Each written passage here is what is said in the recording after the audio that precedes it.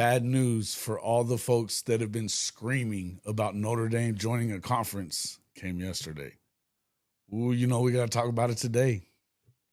Rise and shine.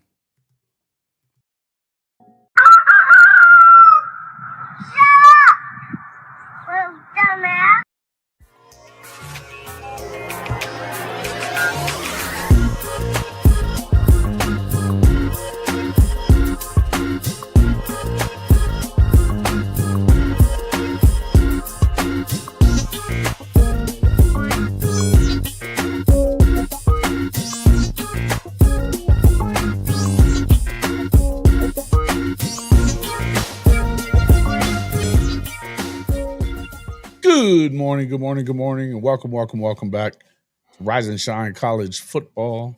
I'm your host, Jason Watkins, here with my co-host for today, Big Cuz Marcus Dent. Man, what's going on? Nada. If you love college football, you know you're in the right place. So before you forget, smash that red subscriber button, like our videos, and don't forget to ring the bell so you don't miss one moment of Hall of Fame college football. The college football playoff gets a facelift because, and if you thought conference championships mattered, think again. Here's what really changed, who got left at the altar. We're going to get into straight seeding, the money grab, and why those who have been screaming for Notre Dame to join a conference are in full-on meltdown this morning. Yeah, that ain't happening. Oh, it ain't happening. That ain't happening, bro. Santa Claus came yesterday for them, bro, for sure. Brother, he did indeed. He did indeed. I tell you, it's pretty wild that you've been, and that's all you hear. Anybody that, this just they get so pissy about the whole deal with them. But I mean, in the truth be told, it's just one of them deals. But look, so essentially what they decided over yesterday, and I mean, they came up with this, yesterday afternoon, the old model that had so many people so pissed off about the seeding and the way that the playoff played out, really kind of went, it's going by the wayside. It's going by the wayside. The top four seeds are going to continue to get a bye in this next version of the 12-team playoff, but that may not be conference champions. It's just going to be, they're going to go to straight seeding is what they're calling it.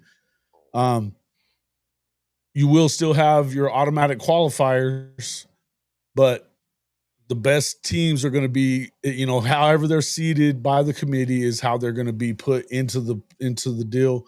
If we look at how it was before, we had, let's look at the one that it was before this. This is the old model versus the new. The old model, obviously, you had your top, the crazy part about it is you had conference champions, they're going to get a bye no matter what, right? That worked out okay for Oregon, Georgia, number one and number two in the rankings. But then you get into the bottom ones. ASU coming in, I think they were ranked at, I believe, number 10. 10, something like that, yeah. Yeah, let's see. SMU, yeah, number 10. And then Boise State was, at number 9 as well. Clemson jumping in there as well, and what ended up happening was no Alabama getting in, you get Indiana getting in there, you get SMU getting in there. And, I'm not saying that Alabama necessarily had to, but they certainly had a tougher strength of schedule. Yeah, definitely. And so, you look at it in terms of who did SMU beat? Well, I think that the most egregious part that we always talked about was this one over here. Here, Penn State loses to Oregon in the Big Ten championship game, and Oregon ends up getting, for winning the Big Ten championship, they get a date with Ohio State in round 2, while Penn State's playing SMU and Boise State, basically getting a cakewalk into the semifinal round. What you're going to see with the new model is going to be, as I said, straight seeding. So you're looking at it would be corrected in you'd have 2 SEC teams, you would have had 2 Big 10 teams as the top 4 getting that bye. Um, And Tennessee wouldn't have been walking into that buzzsaw in, then in in Ohio State. Ohio at Ohio State. Wow. Ohio State ends up getting ASU in round 1, Clemson and Notre Dame. Then you would have had Indiana and Boise State playing for an opportunity to go up against Oregon, which that seems a little more fair, right? And then of course Penn State would have had to have played the winner of the Clemson Notre Dame game, which obviously Notre Dame getting to the final, you would have expected that. But this looks like a more doable deal, right? I mean, it's just And that deal right there, man, has merit. The yeah, other deal doesn't have merit, to be honest with you. So, I mean, I don't want to applaud them just yet, man, because they'll come back and screw something up, man. But right now, I think they got it right for now. I do too. I do too. And the thing is you've got Alabama out because Clemson won the ACC, and that's really the only reason that automatically qualified them. They came in ranked at number 16. Now Mhm. they're going to get it. They would get into this new model as well because they are one of the highest ranked conference champions.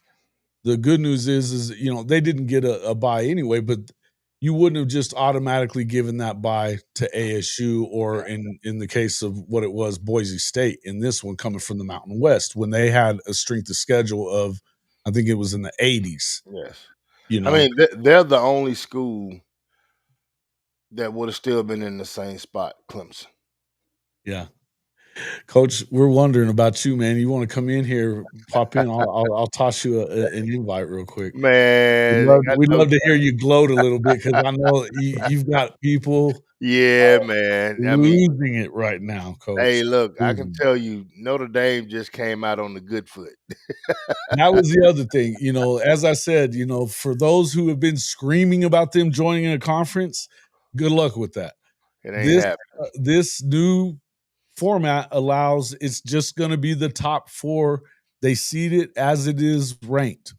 As the committee ranks them at the end, that's where they'll be seated in it, regardless of your, champion status Yeah, of, coming that's out of like it. I say, everybody, I want to say about 2 years ago when all this stuff started coming in, well, that's gonna make Notre Dame go to a conference, man. Nah, No, well, it's not. no, no.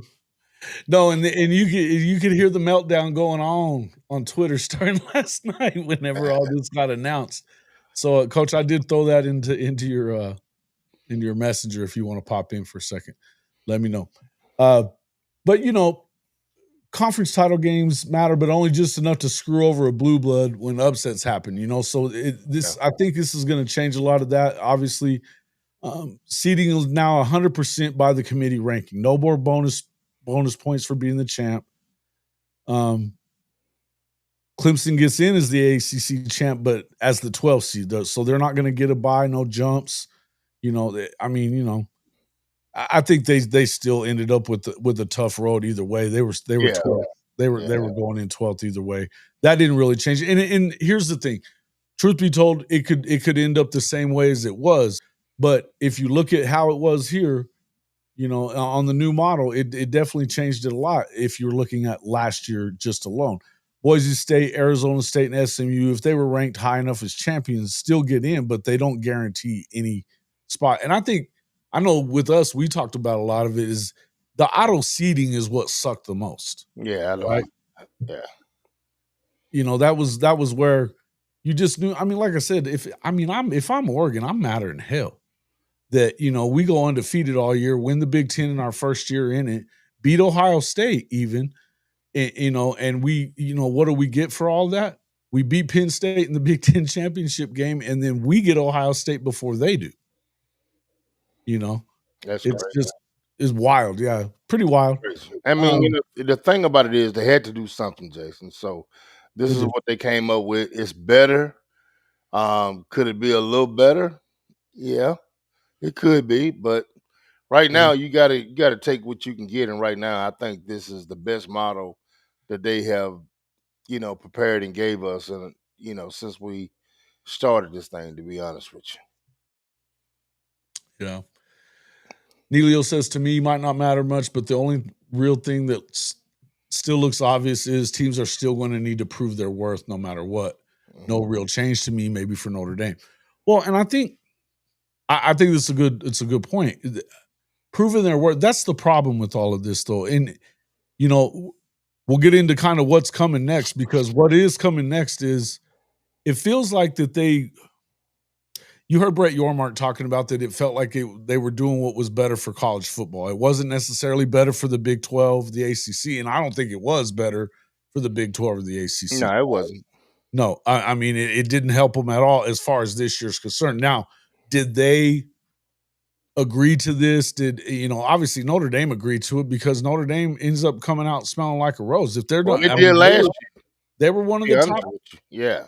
Yeah, I mean, they were ranked fifth overall. If you look at it, they were ranked fifth coming in. And then look at the money. Then look at the money that they made. Not only this season is going into their favor. They still get all their money.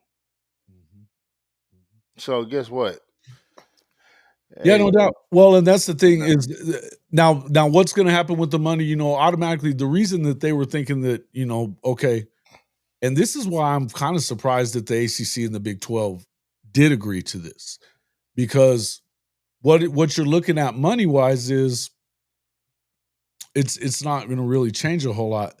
Not at all. So the conference champions will still, and this is why I think this is actually, I probably misspoke a little bit right there. This is actually why they allowed it, because now if you're the highest ranked conference champions are still going to get that 8 million rather than the 4 if you're an at large, right?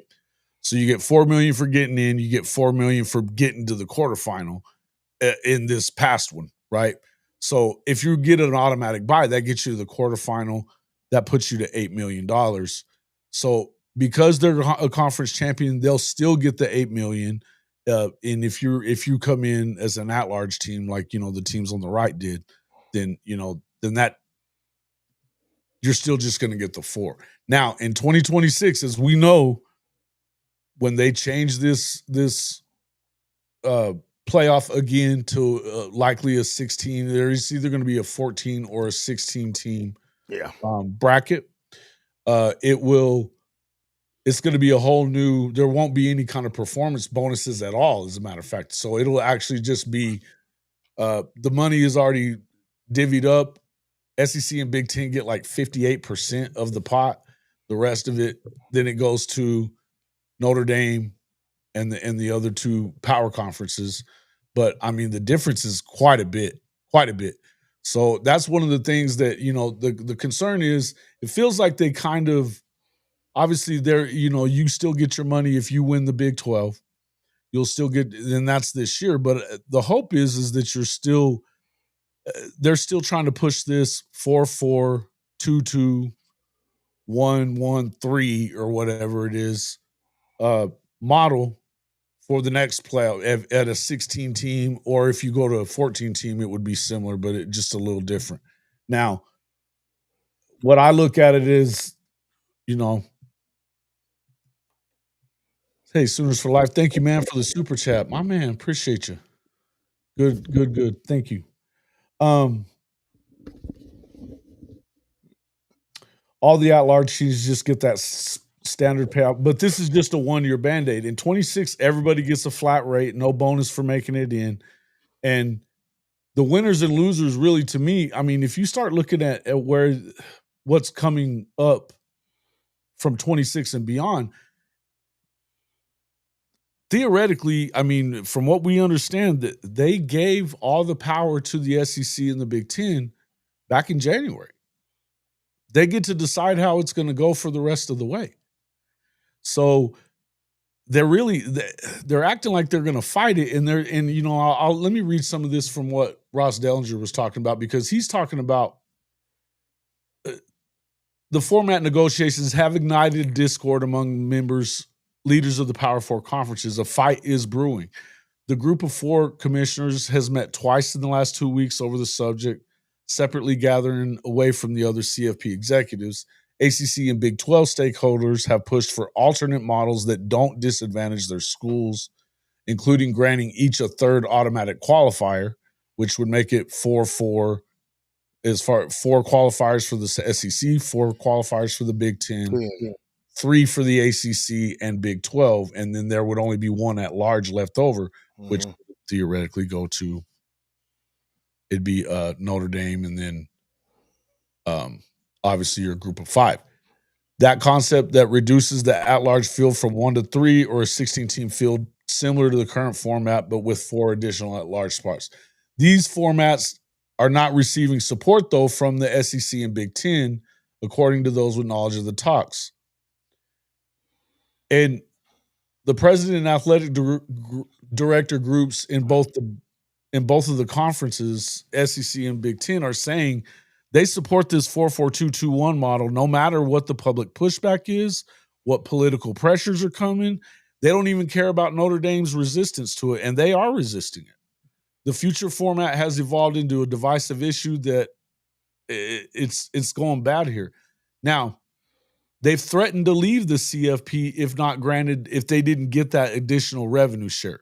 So they're getting 58% while, and then they're splitting up the rest of it between Notre Dame and the other 2 conferences. So it's like I think Man, it's it's like 20 something percent.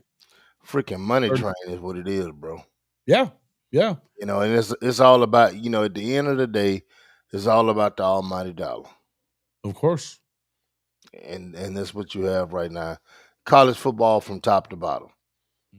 From they trying to go back and um, Well, do a little different stuff with the NIL deals, and I mean they just got a we'll get into lot. some NIL stuff Yeah, because they got that's they got a that's they got pretty the. sticky. I'm just talking about the NCAA, the committee, everybody, man. It's just nobody's on the same page, if you ask me. Definitely not. And that's the whole thing. And so here's the deal, though. I've said this a bunch. Look, we're SEC guys with Oklahoma, and you've been an SEC guy your whole life. But I look at this and I say you cannot alienate 3/4 of the country, which is what you would be doing if you just pulled away on your own. If you're the SEC and the Big 10, you will kill the golden goose if it's Oh just a yeah, 40-team playoff or whatever. You definitely. can't do it. You'll kill it.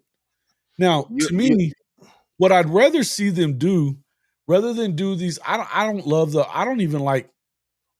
the idea of automatic qualifiers at all. I don't think anybody should get them. I think the way that you could really promote change that works well, and again, I don't want to use the word fair because I've said it before. Fair is where you judge pigs, and this has never been about fairness.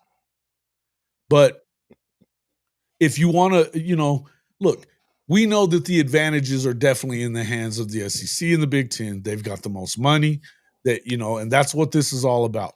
But because you have all those advantages, and I mean, well, all you really have to do is find that, in my opinion, and I wanted to ask you what you think about this. My opinion is what you have to do is make strength of schedule matter. got to make it a priority. It has to be. They have to, Make and it a priority. they need a system of, you know, and I Well, mean, there's plenty of it, analytics models that will show you exactly what the strength of schedule is about, and you go by that more than you just go by straight wins and losses. well, You have to. That would also change this USC trying to get out of the Notre Dame game. Matt Rule at Nebraska not wanting to play anybody outside of the Big Ten.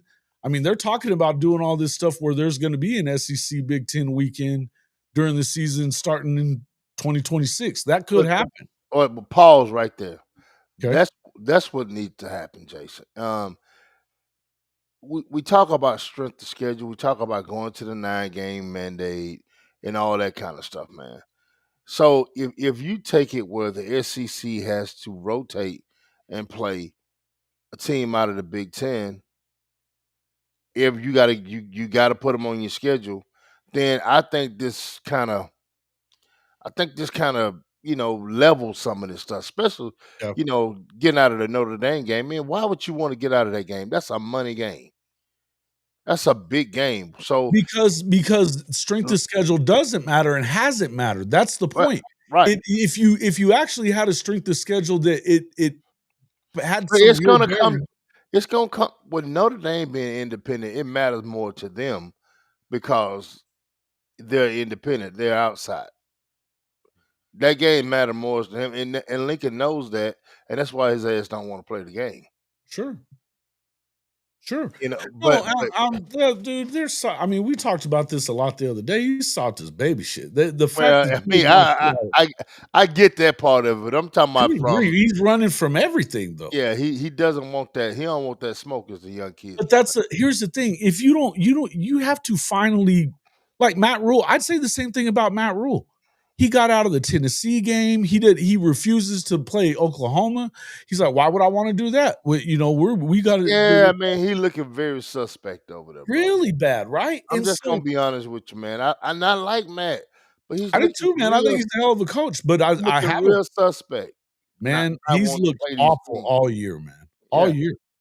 it's like, He no, I'm started good. up all this stuff about spring games. He's the one that got to whining about that and getting all the poaching, and Yeah, he he got looked really bad yesterday. He's made a comment about, "What would you all wanna see the CFP be raised up to?" And he said 40, so my team could get in. I mean, he's just real he seems real yeah, man. defeated, bro. Something's wrong with him. Well, sometimes people they're whiners from from birth. You know, it doesn't matter how good of a coach you I are. don't remember You him still can being be a this way whiner. before You when know, he was at Baylor. well, the thing about it is he didn't have that mic in his face like that all the time either.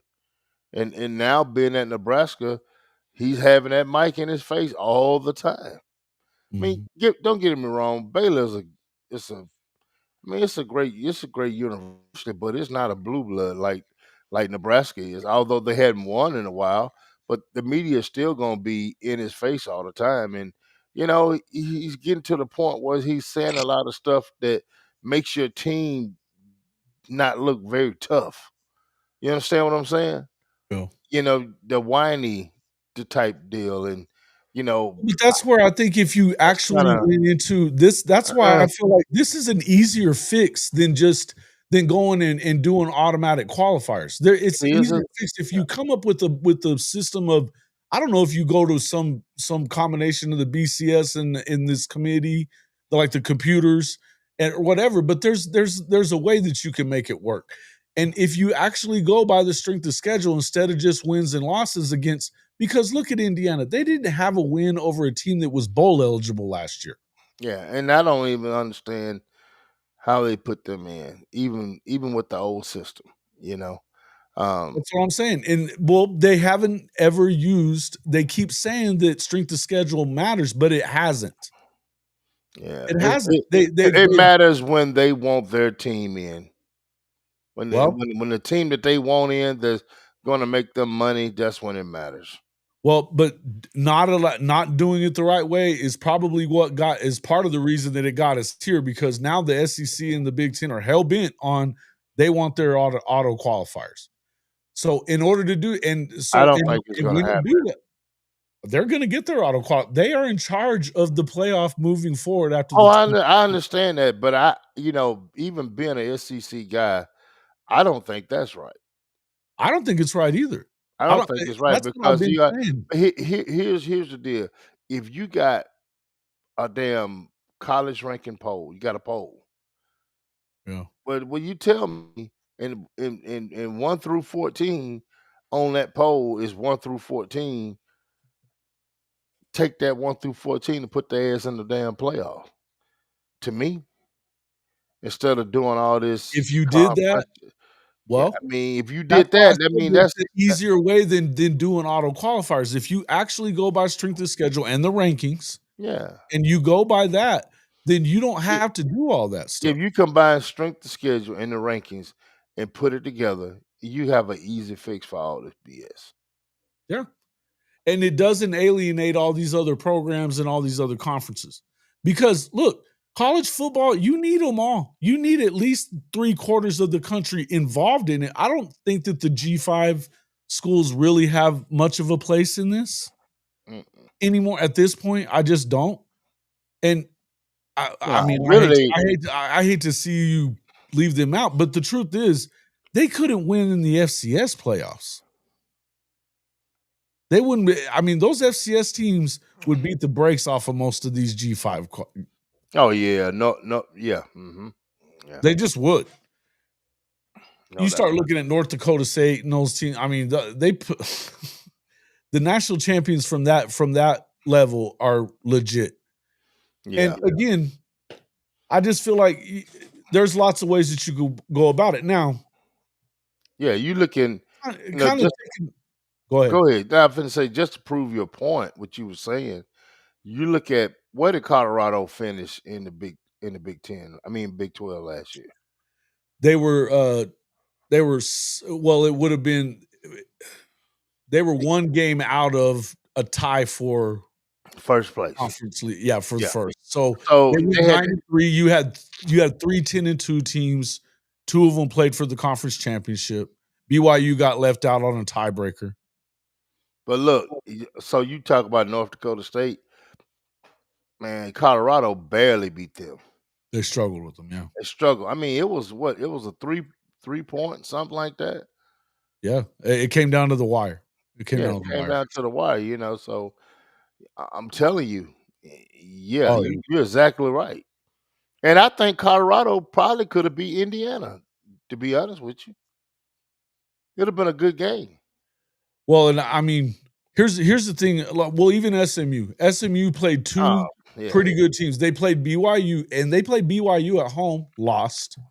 yes, Then they go on the road, and I mean, obviously they played in the conference championship game against Clemson. They didn't play Miami. They didn't. I mean, they played Florida State, who turned out to be not very good. They mm, went 2-10, mm, but they didn't really have to play. I mean, the best team that they played during the regular season was Pitt, and they were when they met them, they were 5-0. They were both 5-0. Now Pitt ended up having some injuries and going 0-5 to finish the year, mm-hmm. or they lost their last 7 games, I think it was Yeah, actually. yeah, they got But toasted at the in end. any event, it came into that. It looked like that was the best team that they beat, though. They lose to Clemson. That lets Clemson in, and so SMU was another one that how you put them in there when they had losses. They had a home loss to BYU, who nobody was thinking about BYU for the playoff, Yeah, you know, and they beat the crap out of freaking Colorado in that bowl game, which that was weird that they played them in a bowl game too. But anyway, again, strength of schedule has to matter at some point, right? It has to matter. And so if you're going to do that, I mean, look, I think that if you get the 4 qualifiers automatic, then yes, you get your 9th SEC game like that everybody wants. That's going to preserve some rivalries, which I think matters as well. But in the end, I still think it's more than they needed to do.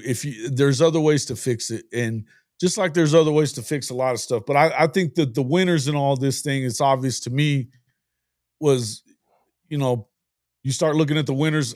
Notre Dame wins. Notre Dame wins out. They don't have to join a conference in order to have their chance to get in. Are they going to get one of the buys? They could. They wouldn't have gotten it last year. oh yeah. Losing that game to Northern Illinois hurt them in that one. But they go through this schedule this year. You open with Miami and A&M. You're opening on the road to Miami. Then you have A&M. And then in week 4, you're on the road to Arkansas. They're going to go, if they can get through, beat USC and say they get 11 or 12.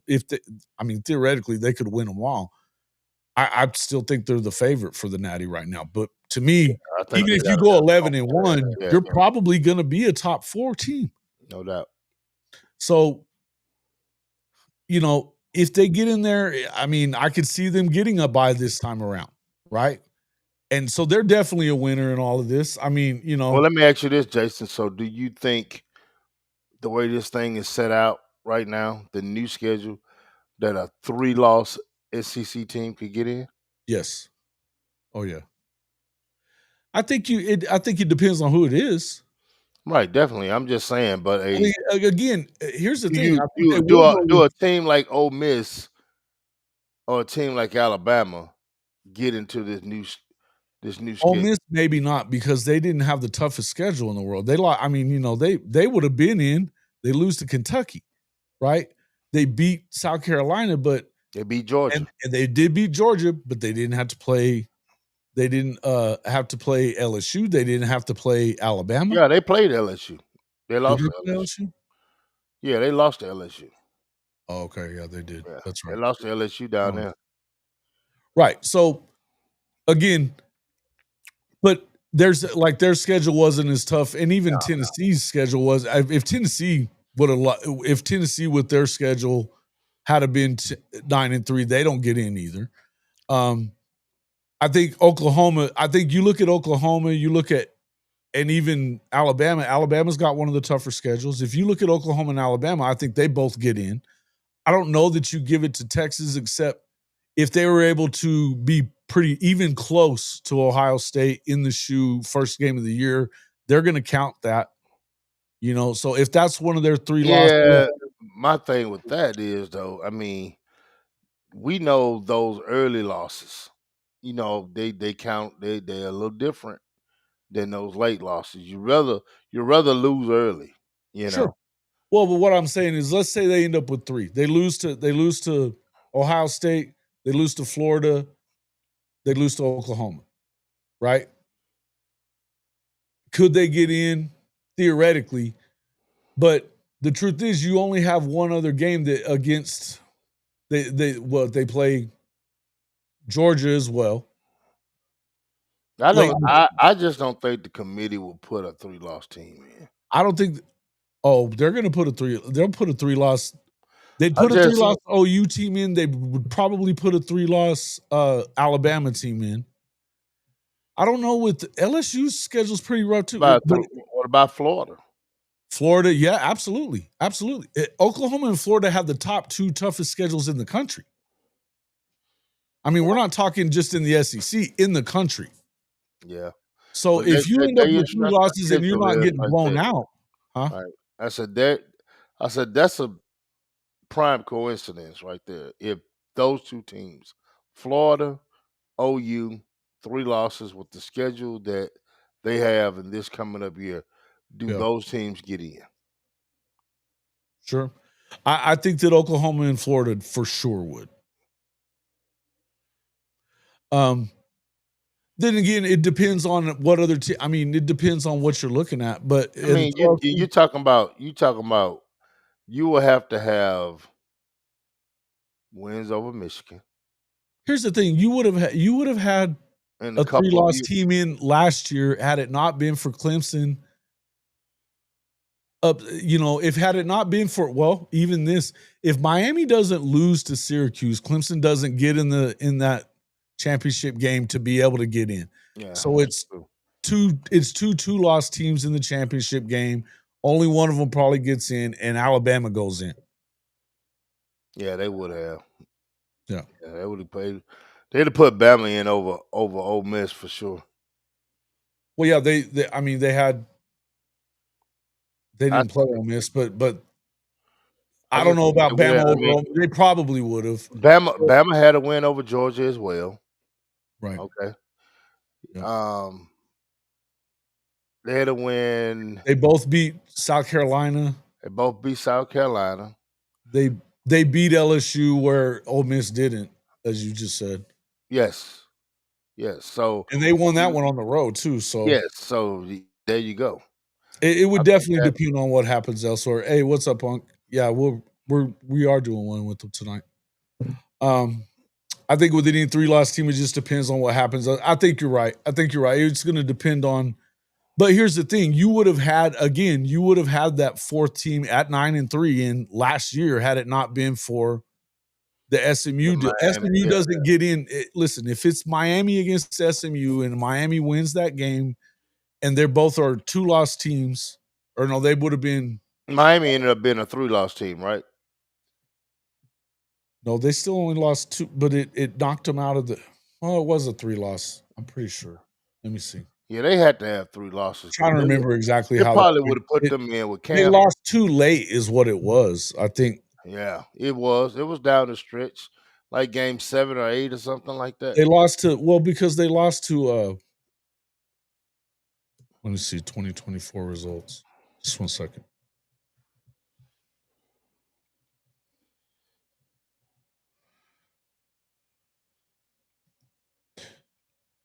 And you take Bama losses, all Bama losses was on the road, I think. They lost to Oklahoma and Tennessee on the road. Yeah, and Vanderbilt too. They were. I think they were getting in either way. So no, they lost to Georgia Tech, and then they ended up losing to Syracuse late. But I don't think they had any other losses. Georgia Tech won a bad football team. They're coming on. No, but it was the fact that they were late. They were late Yeah, losses no doubt, no is doubt, what is no doubt. what got them right. Mhm. It was the fact they were late losses. They struggled with Cal. I mean, they almost lost that one. They almost lost to Virginia Tech, but they found a way until right at the end of the year, and then it burned them. Now, you know, should they have still been in there? I mean, it knocked them out of contention because of, for whatever reason, Clemson. Now, Clemson had 3 losses though. So, but if they win that game against Syracuse at the end, they're in that conference championship game, and they both end up having what, uh 1 loss, so they both would have gotten in, but it wouldn't have been, let's see. Yeah, they still would have both got in, but I Yeah, they think both would have got in. It been because it would have knocked somebody else out. yeah, it would have. But I'm just saying with the new model, there's some different avenues that would have happened, Yeah. you know. Well, now the way And you're looking at so with it's a little bit more open is what I'm saying that. the SEC and Big Ten is gonna get most of the buys moving forward. They would have gotten them last year. They would have gotten them last year. You know, if last year's rankings would have produced them getting the SEC would have gotten 2 buys, and Mhm. so would the Big Ten have, right? We just had that up there, you know, Yeah, we so, got so those are some critical things that I think needed to be changed. I think they made the changes, and, going forward, when it comes to this playoff, this is the best thing that they have done since they started this thing. And you still got a lot of room for improvements, but this is a step in the right that's it. direction. Huh. Yeah, what hurts OU's chances of 3 loss team depends on how far back they start in the rankings based on their other 3 loss teams. I don't know. I don't know because I think you're gonna have a chance to I think OU elevate starts out in yourself the in top, week yeah, 2. You got a chance to elevate yourself in week 2 playing Michigan. You get Auburn, who a lot of people are high on in week 4 for some reason. at home. Yeah, for some reason. But a lot of people are high on them. They've got them ranked pretty high, even though it doesn't seem like Hugh Freeze is that high on them. But I think in the end, it would depend. I think you're right. But if you look at we're going back to the old model, new model here. I mean, it would have changed things a lot just in that. I mean, that would have been completely different. You end up with you almost certainly have Oregon in the semifinal, right? Mhm. Penn State doesn't just, they would have only had to win 1 game to get to the semifinal, but they would have had to play Notre Dame then, and they didn't beat Notre Dame. No. So, they probably don't get there. Texas, yeah, they're not going to get Arizona State and get away with that. They're going to get knocked out by Ohio State more than likely. They could have won that game, but I guess you know what I mean. But the buys didn't help anybody really. But then Georgia, they end up with either Tennessee or SMU, which it would have been Tennessee. Tennessee doesn't have to go up there to like I said, up to the shoe and get Oh, to be yeah, slaughtered to like be they to did. be honest with you, the new model pretty much, if you look at it, It was Georgia more fair. Georgia It would have makes been fair. Georgia makes it to the national championship in the new model. without their quarterback? I don't know. Yeah, Maybe. I still think they beat They Tennessee. would have had to play Ohio State or Texas either way Yeah, in they the would have. I playoffs. mean, yeah, you're right. And you just wouldn't have got him. Yeah, I see it. Yeah. Yeah, I doubt it. I doubt Yeah. they play for the Natty. It'd been tough. Yeah, it'd been tough. I didn't see Ohio State sitting right there. Yeah, you're right. Yeah, it's either Ohio State or Texas probably. Mm-hmm. I mean, unless somehow, I mean, ASU, no shot against ASU. They played well. I mean, they damn near beat Texas. They should have beat Texas. But okay, so talking about the winners here, I mean, obviously we said Notre Dame wins big. Um, I would also say that, you know, What about the group of five? Where do they stand? doesn't change anything for the G5. They're still gonna Okay. get in. They're still gonna get in. It's not gonna change anything for them. Um, but if you look at this, I mean, it looks more right if you look at this right here, because in the last 11 years, this is how many the rankings that were in the top 16. If you start moving forward for thinking about 26 and beyond, if they're going to a 16 team playoff, right? The Yeah. Big Ten and SEC it would be as it has been. They're going to get in there.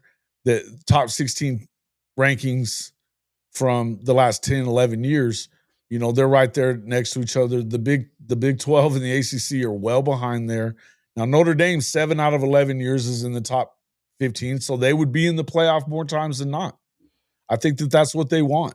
The Mm-hmm. group of 5, they wouldn't have been in the top 16 as many times, but they're going to continue to get their shot getting in there because for whatever reason that's what they've decided. Mm-hmm. But so who wins? I think that right now the G5 is a winner. Notre Dame is obviously a winner, but I think that you have to say that, I mean, the Big Ten and the SEC are getting what they want because they're getting what they want. Yeah, they are.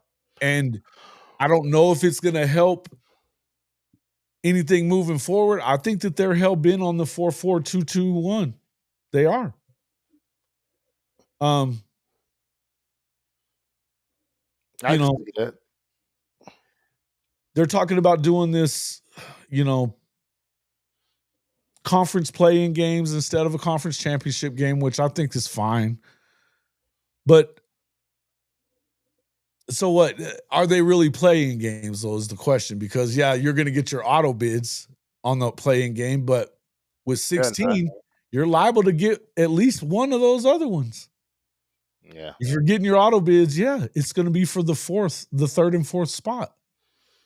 Mm, I tell you what. I mean, hey, I it still is think what it they end is. up with 5 a lot of times, and I think they would anyway. I think it's a step in the right direction. You Yeah. know, I don't see. We all knew something had to change, and they knew it also. So, Well, they fumbled the seating really bad. mhm, They yeah, did. and They they messed knew it. with the seating, They but knew they it. were awful with it. They knew So it. it had to get. I think it had to get to this. They had to fix that part. But and if you don't fix it, and if you see the SEC and Big Ten were smart enough to say, okay, you win those conference titles, yeah, you can get your money. You may not get the bye, but you can get your money because like you're getting that qualifier. But come next year, this is how it's going to be. I don't see the ACC and Big 12 being able to get that third auto bid like Yeah. they're asking for. I don't see it happening Mm-mm. I don't because see they it don't too. have to. Because they don't have to. But here's the other thing that we got to look at, and it's kind of a different deal. But if you start looking at, okay, the money and power is what this is about, really. But listen, are you really? Does this new system make college football better? I think it's better for this season. I don't know what it's going to look like moving forward. I don't think anybody does. But here's the thing. You're hearing all this stuff about this Deloitte deal, right? Mhm. And the SEC's pushing for it. All the conferences are pushing for it. You had Joe C pushing for it. I mean, I want to get into some of this. I'm going to read some of this to you because this is pretty significant. I don't know how I really feel out, but okay, they're saying power conferences are working on a contract to bind schools to new enforcement rules with strict punishments. You've been hearing about this Tennessee shit, right? Yeah. About this Tennessee's going to get kicked out of the conference, which I don't believe that's going to happen. Nah. But on May 1, it was intentionally quiet signing. Governor Bill Lee of Tennessee scrawled his name across the bottom of a 6-page state bill that basically paved the way for universities within the state, Tennessee, Vanderbilt, Memphis, and their affiliated collectives to break house settlement rules and prevent college sports' new enforcement entity from penalizing them when they do it. In layman's terms, the law is a launched missile towards plans from the NCAA and power conferences to police revenue sharing in this era of college sports, taking aim at the athlete compensation cap, the severe penalties for rule breakers, and the policies that prevent phony booster-back NIL deals to players. Now, they're calling them phony, but again, we'll get into that. Hold on. Power conference executives have plans to combat them. Officials from the Big Ten, SEC, Big 12, and ACC are circulating a draft of a groundbreaking first-of-its-kind document intended to prevent universities from using state laws even to violate new enforcement rules. And in a wholly stunning concept, requiring schools to waive their right to pursue legal challenges against the new enforcement entity, which is, they're calling it the College Sports Commission. The Here's the thing. document, hold on, let me finish this. Go ahead. The document would bind institutions to those policies, even if their state law was contradictory to it. This is wild. And would exempt from the CSC it would exempt the College Sports Commission from lawsuits from member schools over enforcement decisions, offering instead a different route for schools to pursue arbitration. Now you're hearing Tennessee is kind of balking at this, and I'm telling you, there's going to be a lot of people balking at it.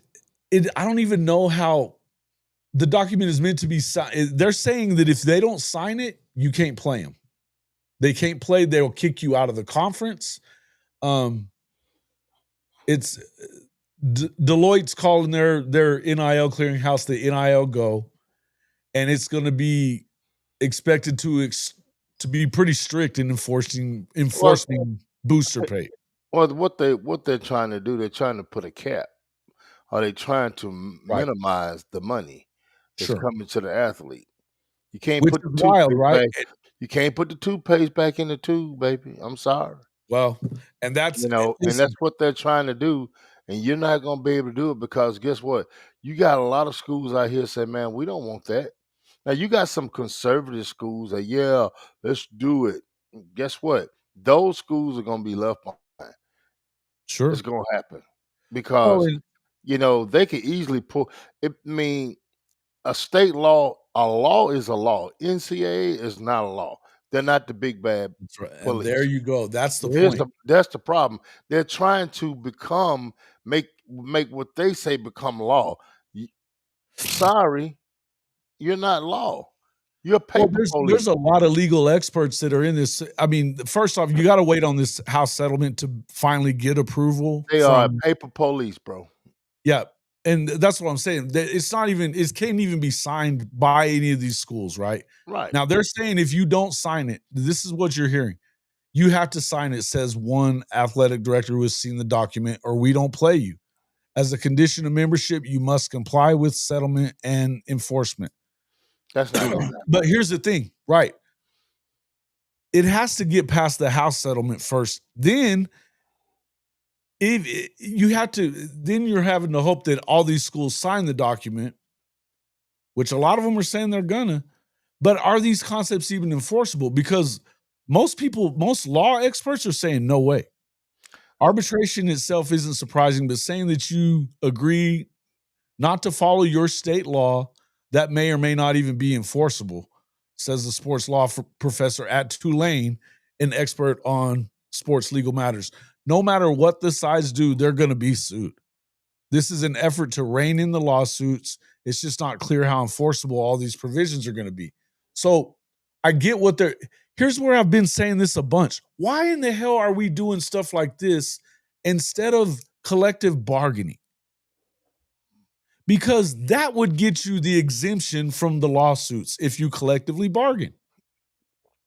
Athletes need more than a 1-year contract or a They're contract not going where to give them that. And I yeah, understand. Hear me out. I'm listening. They want to sit up here and say, okay, now these guys are making money, and we want to put the toothpaste back in the tube. Well, you can't do that. But here's the thing: quit sit up here, ads and general managers and talking heads on social media sites and TV talking about we're going to an NFL model. You're not going to an NFL model. You're playing with that word, because when you take a kid and you say, okay, we're going to sign you, and then later on down the line, 6 months later, say, okay, we're going in a different direction. We're changing our offense a little bit, so we want these type of guys. So we're going to take your money from you and we give it to another kid, and they've only had that money for 4 months. So quit saying you're going to an NFL model, because that's not an NFL model. The college football has their own model, and they have to come up with a way to sustain stability in what they're doing. And I don't really think they want that, Jason, because the coaches can say one thing, but in a closed door, they're doing something else. It's It's exactly like what I've been saying. Look, it's it's just like like what we they're, say about they're the pro. crying.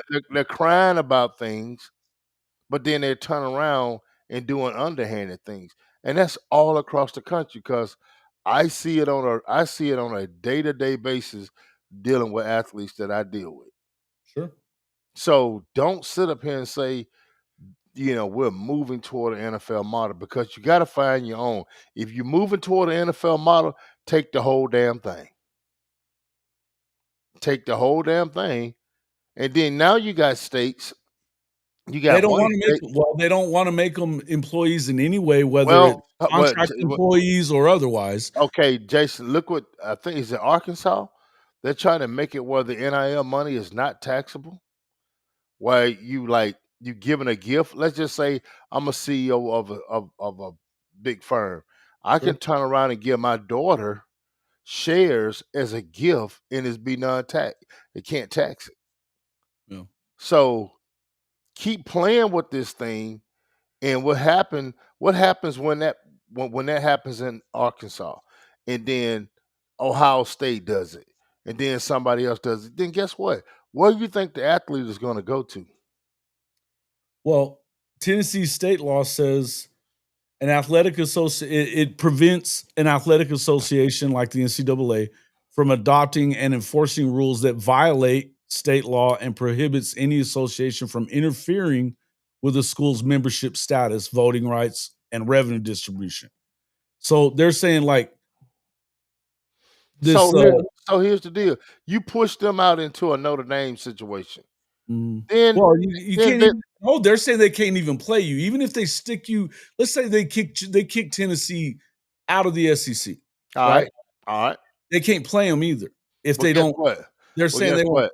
There'll That's be going to court. there'll be To plenty of court. teams around the country that will play them, It's going and to then court. it's going The to court. point is what are we? If you're trying, they're trying to. It says Well, in this report right here that they're trying to cut back on all the litigation, but they're guaranteed going to have litigation with this. well, if you think about it though, Jason, I'm just gonna be frank with you. This whole deal with NIL started because of what Tennessee went to court and fought for. Oh, I know. Oh, don't I know it? So, you know, they really don't. It seemed like they didn't learn the first time. Mhm. They didn't Well, learn the first time. listen, the NCAA has been getting its teeth kicked in court for the last 4 years now. Yeah, they've been bad. It's been Every bad. time they go, every time somebody sues them, they lose. Well, here's okay. These kids are having to pay taxes on this money, Sure, regardless. of course. Okay, so if they make them employees, or if they pay them, they can pay them a 1099 contract, bro. The thing You see what is I'm that saying? I don't know how you like, they're saying that now according to Deloitte, which this is what kinda concerns me because they're saying You can't make 'em a 1099? they That's could, but they that don't pretty want much to. They don't want to. In it's order just to like do it it's just like hiring a contractor to come do some I work know, at the school. It's no different. I know. They It's don't just wanna like do them it. it's just like them be so what if the Just like they player don't want 2-year contracts like what you're talking about, but No, they don't want on it the because by and large they wanna be able to manipulate that kid when they want to. that's So, right. what if all the kids in college say, "You know what? We're not playing because we finna form a union." Then what are they gonna do? That's what you have to do is you're gonna have to need a union and collective bargaining, man. You need it. If the kids say, "Hey, we ain't playing. We want a union. We ain't playing because the way y'all are doing us is unfair." These See, coaches are that's not something that coming nobody's out. brought up. I'm glad you said that too, because they're acting like this is gonna be the way it is, and we'll kick this school out, and we'll do this, and we'll do that. Okay, but you're not even thinking about what the athletes are gonna say to you killing an NIL deal that they get for themselves or their Yeah, whoever gets for them. yeah, They you they were can't do that. promised this money to come to the school or whatever. They're gonna get this kind of NIL deal, blah blah blah blah blah. And now all of a sudden they're going to tell you that you can't make that money. Guess what? More lawsuits are coming from there too. And that's when they're going to get that, like you said, that's when you look and see the athletes could be like, hey, you know what? We're not going to do this anymore. And we're the reason that you have this $7 billion Do CFP you deal. do you know The how CFP, many do you know how many businesses and things were hurt from a boycott or whatever the situation is? yeah. It would hurt a lot. I'm not saying I don't want that. I don't want that. I've I love worked college for you. football myself. I Yeah. mean, I don't I nobody don't wants that. I don't want that. But and if you don't give them something that's Here's what fashionable, bothers me. Here's then you're here's gonna have to do something similar. Mac Rhodes says this: if we go back to external NIL that is separate from the house pool revenue share, and back to a pay for play model, then why did we settle it anyway? We are going to spend 20.5 million, the per school cap in year one, and then on top of it, go to a pay for play with collectives. You know what? I'm really tired of the pay for play being such a bad word in college football. It Because is it pay is for what it play. is. Stop It acting is what like it it is. isn't. And you know what? By God, it should be pay for play because you know what? You are the schools, the NCAA, all these, everybody else, the coaches, they're all getting paid for play. Big All money, of them, big money. billions. Big money. But So see here's what the deal is. They're gonna have to come up with something. A kid gets up in the morning, 5 o'clock in the morning, he goes to work out, he has to go to he has to go eat, he has to do his schoolwork, he has to come out there and go to practice. And you got a Sugar, kid, you're wrong about this right here. you go out there and you got another kid that's making 3 times the money that that kid is making. That's going to that right there to me is one of the biggest effects. I think they need to try to calm down, but I don't know how you do it. I can't tell you how you do it. Sugoi, if you don't think that they could have already done this, What do you say? there has to be contracts or no transfers for a year, the duration of the NIL deal. Bro, that's why they're only 1-year deals. Mhm. This I've been trying to explain this to you guys. The it's always the same people that say it too. This stuff. Do you realize as an OU fan that out of the 30 guys that got into the transfer portal, 25 of them at minimum were told to go there? See, they don't look at that. They get what they call process out. And that happened. That could happen to anybody. It does You happen. got It did happen. It yeah, you got happened. It happened with, and it so happens at the on reason that every you don't hear roster. that Every there's roster. Every roster. absolutely, and the I just reason you don't hear about it, here's the reason that the kids are always the ones saying, "I'm entering the portal." You know why the schools don't do it? Because they look bad when they're kicking them out after a year. They don't want to pay them anymore, and they're just trying to coaches being coaches. It ends up looking bad on the And coach. the kid don't wanna say I And got the cut. kid doesn't want the kid would rather look greedy than sucky. Yeah, he don't wanna say I got cut. I'm looking for a new home. He don't wanna say that. So You he have say to be so he says, "I got in the I'm getting, I'm entering the portal. Thank you," and all that good stuff, and that's and I'm not saying that's every time, but I can promise you it's 80 probably 80% of the time. Look, so I got a mega camp coming up. I yeah. got a bunch of coaches coming up. So I was talking to a coach yesterday. They're at a first year program, Jason. They kind Mhm, of got there late, but guess what mhm. he told me yesterday? He said we had to cut 25 kids a week ago. A week ago. After spring and after they did their final assessments, they cut 25 kids. So that means they're going to mega camps because kids in the portal, they go to mega camps and they camp. They're going to the portal and they're going to mega camp. They're saying these 25 kids are are kids we don't want in this system regardless of who we find. You see what I'm saying?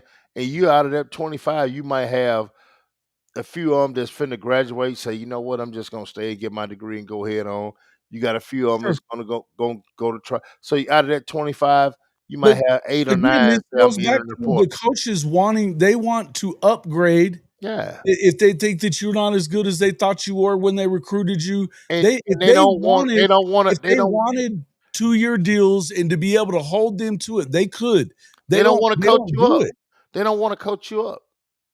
They don't wanna coach you up. They won't if you don't get that instant gratification, Sugoi, they you're don't not wanna coach listening. you up. That's not what OU's doing. You're acting like they wanna give these deals out for 2 years. They don't. If they wanted to, it'd be done. Yeah, you can do it if you want to. There's nothing in the rules saying that you can't do it. Mm-mm. No. Nothing. Now, you have to it's a negotiation, but They I'm can telling you they right can now, give this you a is not guaranteed deal. Anything in writing, you can get a guaranteed deal if a person wanted to give you a guaranteed deal. Trust me. why is it okay then okay, you said I get players are sent to the portal as they can't play in BB system or have other issues, but there are big money dudes too. Okay, wait a minute. Why is it okay for Brent Venables and them to make that decision, but it's not okay for the players to make that decision? And here's the thing: if you had an actual contract that said 2 years, then you might be able to. But you're still going to have collective bargaining in order to stick any of these things to work. Here's the other thing: NIL, if it wasn't being, you can't, you can't even stop NIL. This is where I'm saying this Deloitte deal is going to fall on its face because you're telling a player that this is essentially what you were doing for decades, telling a player they can't make money off their name, image, and likeness unless it fits into your little box of what it is NIL. And they're already saying that at what they've studied, 90% of the deals that have come through a collective would not be approved. The second they don't approve one, it's going to go to court. None of this is going to change. That's the whole point I'm trying to make. You have to understand that, dude, English one is wrong about if what they he said. wanted to do it, Yeah, if he they don't. wanted to fix this, they would have already done it. Mhm. They're wanting to have their cake. They want control over the whole thing, and but they don't want to give up money for that control. So look, there's a kid that I talked to his parents the other day, and we was talking. He was just going over his contract, That's fine. and you got to look at Right. you got to look at this in these contracts. These contracts pretty much say that they can renegotiate at any time. So your contract is open. All you have is an agreement, really. You really don't have a contract. That's really the same in the NFL, right? No. They can cut you whenever the fuck they Yeah, want. They only have they to can pay you the yeah, signing bonus. yeah, they can cut you whenever they want, but they can't renegotiate whenever they want. That's Oh, the yeah. difference. That's the difference in college But football in nah, the they kinda NFL. can though, because No, they kinda can, no. because they can say, "We're gonna cut you or we're gonna redo your Well, deal." but see, that's the deal. That's the deal. You can't just you're absolutely right. But Mhm. they gotta cut you or give you your money. They can't tell you you're gonna if you stay, we're gonna pay you less. They can do that in college football. Right. In the So, and at NFL, the time that they the have to money's let you go. absolutely this is what's They have to it's let you go. wild to There's me. no restraints. There's Right. no if they cut you, there's no restraints. What's wild to me is, and I'm not saying that, look, the under the table stuff, I mean, somebody said it a minute ago, I wish we'd just go back to under the table stuff. Oh It's man, gonna. what? The bag man's coming back. But here's You said it the other but day. well, hold on. I'm gonna tell you this. Bagman is back. But you know what a bagman is right now? The bagman is in the G5 area. He's working his way up. Yeah, He's in the G5 area, and because they don't have some of the deals, some people, hey, what the G5s are doing right now. They're actually giving kids a bonus to sign sure. to come, and it's bag money. Not all of them. I'm just saying there are some still out there that's doing that, and it's Right. bag money. You understand what I'm saying? So Right. if a kid, I'm This just using, I'm pretending that we're not doing pay for play just because you don't like the word is stupid, though. yeah, yeah. That's all it is. It's a bad word. That's a boogie word. That's all that is. But it is what it is. And like I said, let's go back to this, Jason. Right? I just want to make Oklahoma this has the clear money before we left. to compete. Oklahoma has the money to compete on that. Okay. And he, And Ganja's saying it right here. There has to be a CBA, but the coaches want to be able to boot guys off of the team. That's exactly right. mhm, If they didn't want to, they wouldn't. correct. If they wanted to do this on the way that they're making you think, and here's the thing. Again, I'd go back to saying this, folks. This is not a case of them telling you all the truth. They're not. They're acting like this is the way they want it, but it isn't. All they really want is to control what players, just like they had it before, they want it just like that. And at a time when the money has completely exploded on another level than it's ever been in college sports. Yeah. There's more money in it than there ever has been. They get 7 billion for their contract just with ESPN. Then there's another 7 billion that's on top of that just for the college football playoff. Not to mention the NCAA tournament in basketball. The Mhm. money's up there. So they're trying to just what they want to do is limit what you can make. And in the NFL, you can't stop anybody from getting an NIL deal, which is basically an An endorsement. endorsement deal. Yeah. Yeah, you can't. And who's to say that they don't set up some of these endorsement deals through some of the teams? Because they probably do. Well, here's the deal. You got some schools that they say, "Hey, look, we can only pay you X, Y, and Z, but we have a dealership over here that's willing to do something with you, or we have a company over here that's willing to do something Look, with you." Let's take Nico. Let's just take Nico. Nico is mhm. going back home to California, right? There's no telling what kind of deal this Cali, this Hollywood.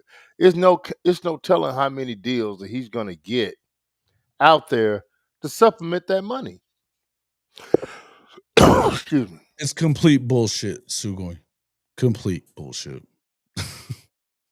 It's complete bullshit. Now, Correct. they're not necessarily gonna spend on the same level as Texas and Texas A&M and Notre Dame, even for that matter, Texas Tech. or To be Ohio honest State, with Texas Tech. They're not gonna go and go crazy here in certain, but I'm just telling you now, no. And I'll tell you another thing. This will come out at some point and but I'm gonna let you know. There the people that think that this recruiting class is gonna be bad, it ain't. They've got money to spend. They've got money for retention and to spend on this class.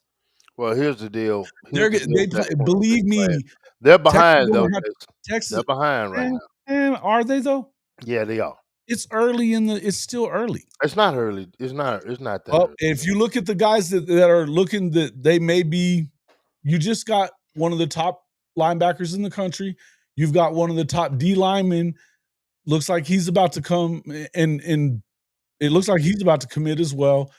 The money here's what I'm saying is they're gonna make sure that Texas has to pay all that $45 million in order for them to get all those But guys Jason, that they want. you know what I really think that's happening in talking to parents and right now what's going on? The early commitment thing, the way it used to be, not taking visits and once you commit and all that, man, I think all that's going out the window. You Mhm. know what I'm saying? Because I talked to two top recruits yesterday, and they pretty much told me, he said, we thought about it last year about just go ahead on to and committing. He said, but now the way this college thing is laid out, we have to look at everything because it wasn't about money till they made it about money. You understand Yeah, what I'm saying? of So course. now he's going down. Now every kid can't do that. Every kid doesn't have that luxury, but these big name kids, they got a little bit more of a luxury than some of the little 3-star kids, or I ain't gonna say a little 3-star kid, but kids that are G5 FCS kids. You see what I'm saying? These big name kids, they're going down to the wire because they want to see what they got all these rulings going on. You got some of these teams they want to see, hey, is that coaching staff gonna still be here? I'm not going I'm Sure. not gonna I'm not gonna commit because you can sit up here and say you commit to the logo. You don't always commit to the logo. You Oh, that's a you bunch of commit to bullshit. you That's what commit I'm to the trying to say. staff. Kim says, "Are the coaches supposed to just keep a player that's not working out? I Are mean, players supposed to stay whenever it's not working out, or they're not gonna get paid the same amount that they can get paid somewhere else? well, see, Why why so is it okay for one way and not the other?" right. See, here's the deal. When you say not working out, you talk if you get a kid, if you're expecting him to do what he would peak at 6 months, then I don't know who you are or what. I mean, a kid's not gonna peak in 6 months. A kid's gonna peak year two. Year two, you ought to see what that kid can do. And if you bring that kid in on a certain amount of money, you know, you ought to say, okay, look, tell him up front, this money is for year one. This money is not for year two because they're not telling these kids that. They're telling these kids, oh yeah, we're gonna do this, we're gonna do that. And then the next year after evaluation, either that money go up or that money go down. You see what I'm saying? So what I know some schools, you know what they do, Jason? And me and you talked about this before. They give kids more of a signing bonus. They just say a kid's gonna get he's gonna get 100,000. So guess what they do? They give him 50 up front and he got 50 during the year. Next year, his salary is only 50,000. Mhm, It can go up, all depending on how he does. mhm. But you got to be upfront with these kids, and that's what they're not doing. Right. Well, and all of this leads back to, and look, I'm just gonna say that, when you put all this together with the way that they're trying to do this whole the playoff, and the money is going through the roof, and they're willing to screw everybody over, right? As far as the other conferences and all that other shit. And then on top of that, though, they're also trying to screw over these players by saying you can only make certain amount of money. It this is not a good look for the conferences, for the SEC, for the Big Ten. It's not. It damn sure isn't a good look for the NCAA. But here, understand that all this stuff that we're hearing, and you're hearing it from the same people that have lied to us forever about players getting paid, by the way, forever. Remember that they don't really have control over what happens and what if it goes to court, they've been getting their ass kicked. It's not going to work out that easy. They're just going to get their way all the time. They're just not. And I understand that. I know, Kim, I especially understand that you are not for players getting paid. That toothpaste ain't going back in that tube, man. It's not. It's just not. And it's not okay for coaches to get away with doing whatever they want and the schools, and they can get rid of them whenever they feel like it. But it's not okay for but it's, players can't leave if they want to. No. That's not the way it works. And this is why it's never going to work until you have a CBA. Right. Because then it's collectively bargained for. They give concessions, you give concessions. They want this rule, they pay this for it. I mean, you know how it is. This is exactly what collective bargaining is. You get certain guidelines, but the guidelines are able to, number one, it'll keep you from having lawsuits anymore because it is collectively bargained. This is something that we agreed upon together.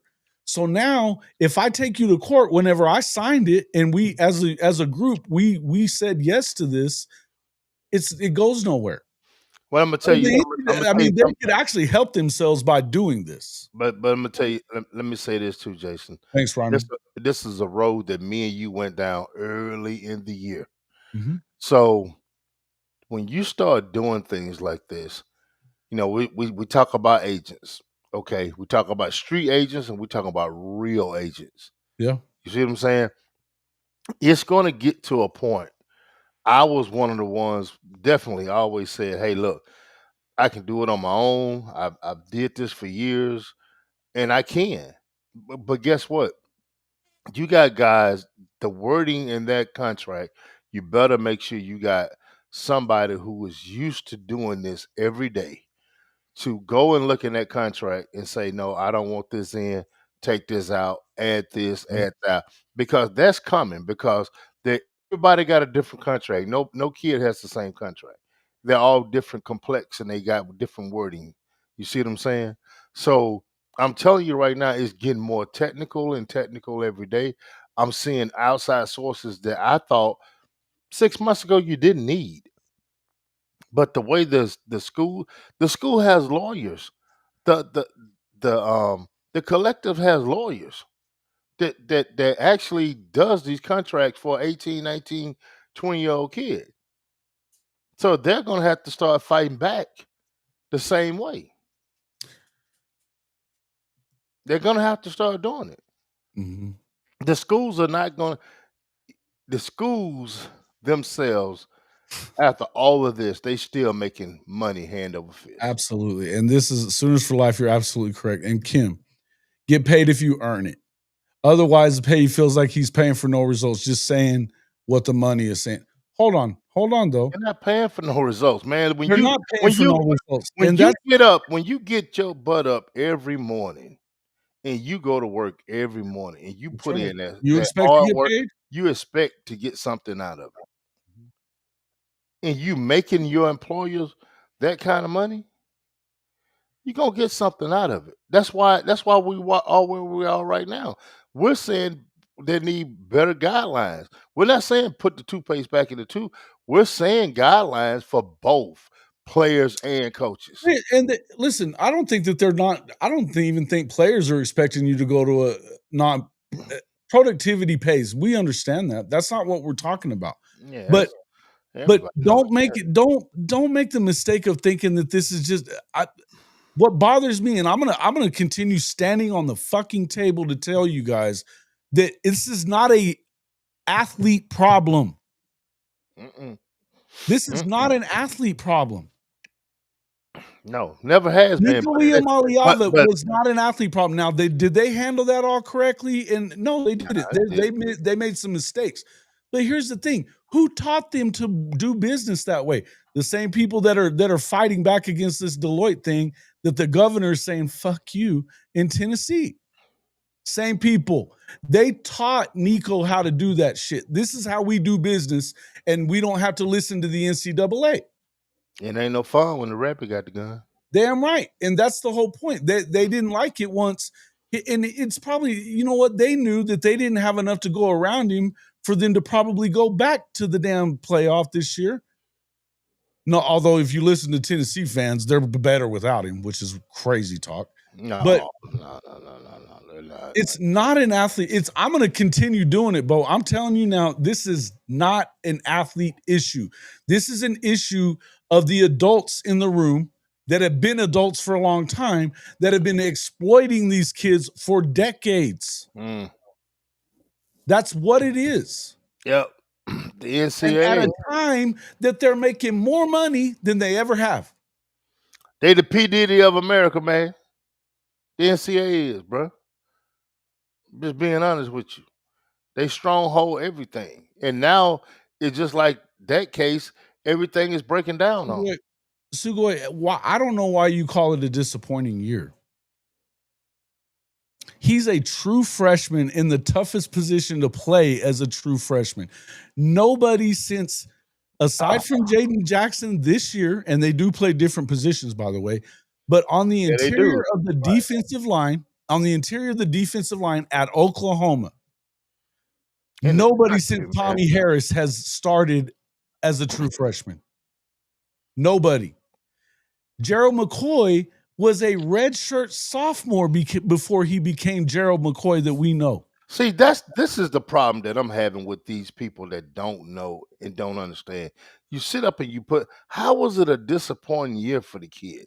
He The just kid, wasn't a freshman All-American. That's, I mean, is yeah, and that's he went crazy. to a place that had a pretty good defensive line. Yeah. And like you say, everybody's talking the comparison between him and Well, Jackson. yeah. Hey, They play two different positions. One is a well, but zero tech, one's a three tech. a senior who had been playing and in the SEC before he ever got to Oklahoma was taking up most of his snaps. Yeah. DJ Terry. Man, I'm gonna Got a tell you lot of this. his snaps. So it wasn't necessary. I mean, what you're supposed to, a true freshman, even somebody that's a 5-star, is just supposed. What other defensive Well, linemen? that And that there's other 5-star defensive linemen around the country. Which one of them were off the chains and all is so great, right? no, it I know wasn't. you said that. Okay, hypothetical. Fine. The point I'm saying is, the point I'm making is I don't think that they needed to cut him. I think that more than anything, what happened with David Stone, they didn't want to get rid of David Stone first and foremost. What they were trying to do was renegotiate they didn't want to have as much upfront money. That's how you have to get these kids, by the way, because otherwise that's what you're negotiating with against the rest of the country that wants them too, especially a guy like David Stone, who's the number one defensive lineman in the country. Yeah, I don't see how you say he had a disappointing year, man. I mean, everybody, just because you have 5-star on you, He did. that don't mean you're gonna come to college and start and do Okay. the same thing you did in Or high Jackson Arnold, then say he stayed. school. I would have cut Jackson Arnold's. And I'm pretty sure that was coming, right?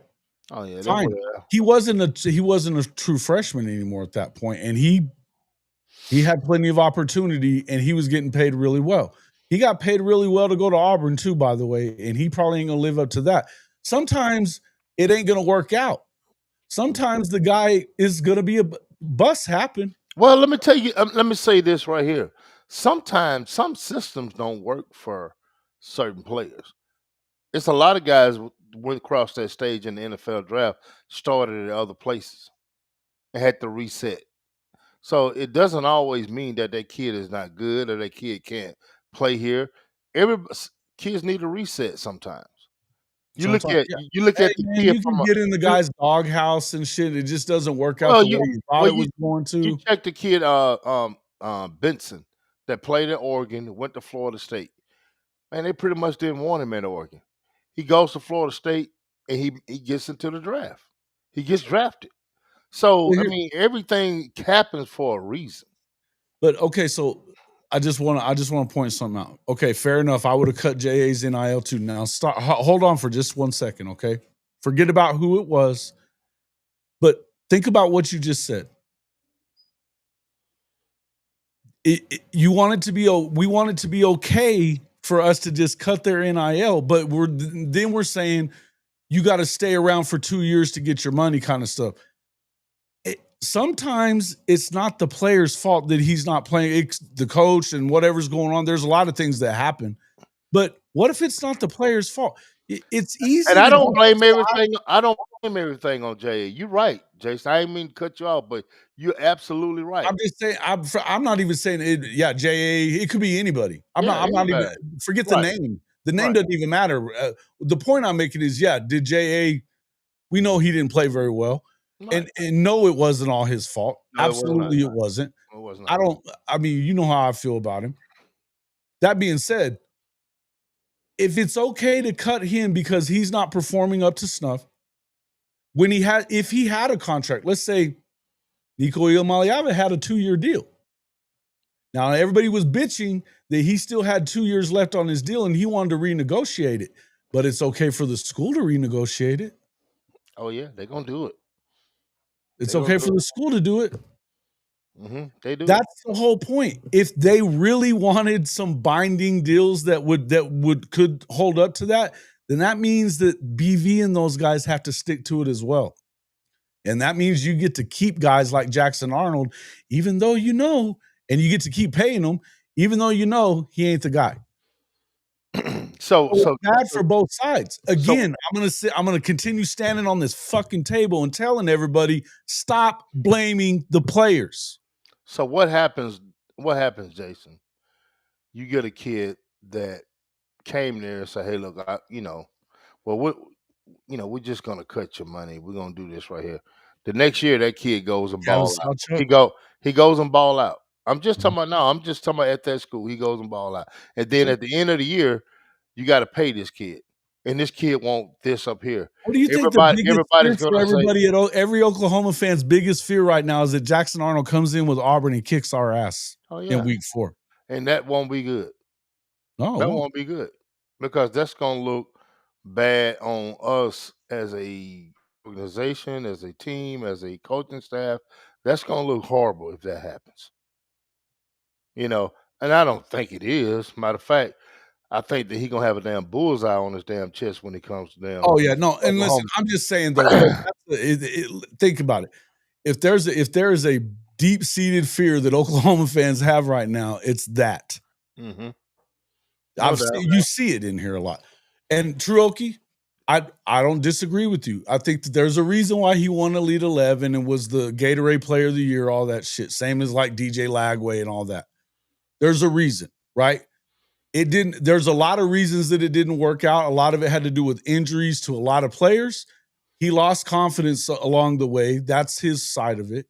Hmm. But can you blame him on a lot of it? I'm not just saying it was all him. The OC was yes. I think they moved too much. I think they should have stayed. They should have stayed where they were. I think they should have stayed at Oregon State. Even in the NFL, if a team releases a player, they still have dead money they have to eat for the contract. Well, Yeah, they do. kind of, Yeah, yes, they do.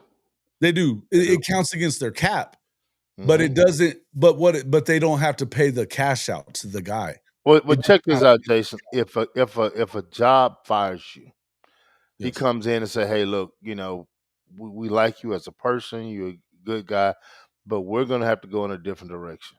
When they let you go, guess what? You go draw unemployment off their ass for 6 months. Mhm. Oh, sure. You know what I'm saying? So, So you got to have something they binding. can fight against it though, but Yeah, they can fight against it. The only way they fight against it, say you wasn't coming to work and all that kind of stuff. But if you showed up and just performance, really we're then making they an have to pay. example of what yeah, guys, it's not even just as we're just not really necessarily talking about Mateer versus JA. That's not exactly No, the no, conversation is. that ain't even a conversation The at all. conversation that we're talking about is all this that now that we continue and now and you're seeing this firsthand, this story right here. And in fact, I'm going to drop this link in for everybody to go look at this. This is it. I mean, you have lawyers and law experts saying that there's nothing here that is actually lawful that they're trying to do. Check that link out after you're done. And and yet they're still trying to push this through. They're trying to tell these schools that you have to go against your state laws Can't do in that. order to it's Can't never do going to that. work. That's And not gonna again, happen. we want to blame this on athletes when they're really going through this and why? Why explain to me why you would even do it. I mean, here's the thing. First off, as I'm going to implore with fans of Oklahoma, my people, stop worrying about the school's money. Stop trying to guard the money for the university. You don't need to. They don't need you to. They have guard dogs for that shit. They're not doing it. Number two, stop just. I mean, look, I love the name on the front as much as all of you do. I do. But when you know these kids and you know what they're going through, and you've seen the things that I've seen and Marcus has seen over the years, he played college football. I didn't. When you see the things that go on in this game for as many years as we've seen those things, though, I'm not on the side of these universities when it comes to this shit. You can afford every dollar that you have to pay out, whether the kid worked out or not. You can afford the shit. And You they don't just want can. to. They don't want to. And because, they say, well, we only have a certain amount of money that's allotted, this, that, and other. But if you know that you knew that when you gave him that money. Now, what it Yeah. is There's no it, sure it things in anything in life. no, there's not. But what I'm saying is the problem is you do your retention. Okay, when you do your retention in December, you still haven't solidify everything that you're going to do for the ones that are coming in the next year. So what if we have a receiver that we already got? Man, he's locked in, and right before season, right before signing day, he takes a visit to Texas A&M. He takes a visit to Notre Dame, and he comes back and say, "Hey, look, I need about 200 more foul." Because This this is is what this what I'm this off. is exactly what Hold up, happens that's what too. I'm saying. So this is what I'm offered. Now you got to go pay him another 200, and you got 3 or 4 other kids that do that, and your budget is set. So let's just say you don't lost you over 500,000. So you already got a budget of some money, and you can't lose these kids. You can't Right. lose 5 kids. So what you do? Now you got to go back to the kids that you gave money Well, to. now it's fucking with your coach's salary. Yeah, so now you gotta go back. You gotta go back and now I'm talking about from a collective standpoint. Yeah, yeah, yeah. You gotta go back and renegotiate some more contracts because you got to bring this recruiting class in. And you got to have X amount of money for the portal. So you what you're doing, you're pacifying someone for a little while, and then later on down the line, if you see need, then you got to do it. Do you want to do it? No, you don't want to do it, but you're forced to do it. Hey Kim, I know you like to think we live in this utopian freaking society in college sports where they're gonna go get up their own money. You know what's gonna happen? What did he If just you say? don't pay out that NIL money, then you don't get that player. You don't That's get just it. it. You don't get it. You're just You not don't getting the get player. You don't have Michael Fasusi. You don't have David Stone. You wouldn't have ever had Peyton Bowen or David or any of these guys. it. Hmm. If you don't pay, you don't get it. And believe me, if you're not the one that's willing to negotiate and do all this kind, okay, cool. Be ready to lose to Texas all the time because they will. Yeah, you have junior And colleges now. A&M too. You got junior colleges that are paying money, man. Junior colleges. So guess what? You're not going to change anything. This idea that there's some utopian place that we're gonna get to it, bro. It's never gonna happen, and it's never been. Here's the other thing I would tell you: college football is not really that bad right now. I know everybody's freaking the fuck out because you know why? It's the same reason they've been doing it for 50 years and years. Since I started covering college football, I can count. It takes both hands and all the toes on my feet to. It would take them all for me to tell you how many times I've heard the death of college sports is upon us. Always for something. You've been Guess hearing what? that for the last They 15 fucking years. live through it every time. Been Every hearing it for the last time. 15 years. Every time Because they live through it. because it's a drug, man. It's a drug. And guess what? Once you hooked on that drug, it's hard to break it, bro. Cool Col- story, col- Kim. Cool story because It's not donation. Okay, perfect. Cool. So what are you gonna how are you gonna feel whenever they are the next Nebraska?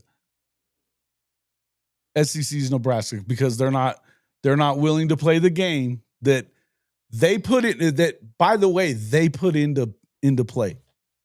They started all this shit, not the players. The players haven't made a single rule. They're not responsible for a single law or rule that's in front of them. Not one. They hadn't voted on nothing. They haven't voted on one single Not entity. one thing. Mm-mm. If players want unlimited money, NIL has no limit.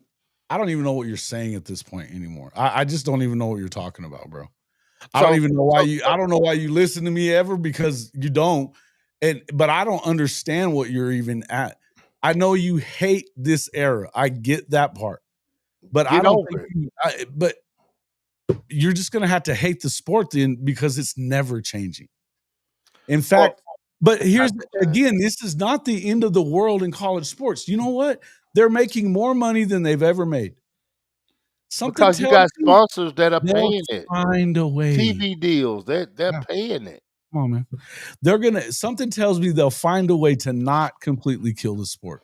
Because why? Because it behooves them to do so. Hey, it's your drug. It's your drug. College football Too is your big to fail. drug. Finkel said it right. Too Big big to fail. to fail. Mhm. That's true. But again, yep. Don't hate the player, hate the game. Listen, the player didn't make the game, but you know what? They're generating all this money. They're generating all this money. Mhm. Without them, you don't have a game. I'm gonna say it like this too. You know, we talk about how great coaches are, Yeah. but Are you they though? can't be. Hold on, I'm finna finish. You can't be a great coach without great players. That's right.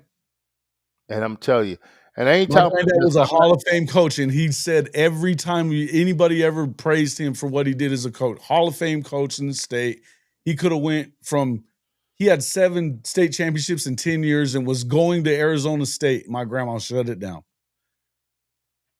He always said, "I just had great athletes. They make you look good." Hmm. Now he knew what he was doing. He was a great coach. Hmm.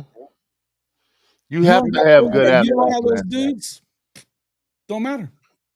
You know, you take Deion Sanders, whether how great people think he is or whatever the situation is. When he went to Jackson State, he cleaned house. 55 people was not on that roster from the year before. Same way at Same thing he Colorado. did at Colorado. Same Yeah, thing he did at Colorado. yeah. If he was such, if it was all about coaching, then you don't run those guys off. You understand what I'm saying? You have to Oh, have yeah. athletes They'd to. won 2 games in the previous 2 years too. I mean, Yeah, they was going to. Yeah, that's right. But here's the deal. but, Without yeah, those, if coaches could wave a magic wand yeah, and all yeah, of a sudden, boof. you got to have Yeah, the kids. You got to have the Jimmys and Joes that's right. to win. And if you don't have the Jimmys and Joes, I don't care how good your teaching is or what Collective kind of bargaining is the solution. techniques you do. It's not going to work if you don't have the players to Guess what? manifest it. Collective bargaining is the solution. You know why I know? Because the NFL does it, and they're the richest league in the world. Better say it. Better say it. That's the solution. Better say it.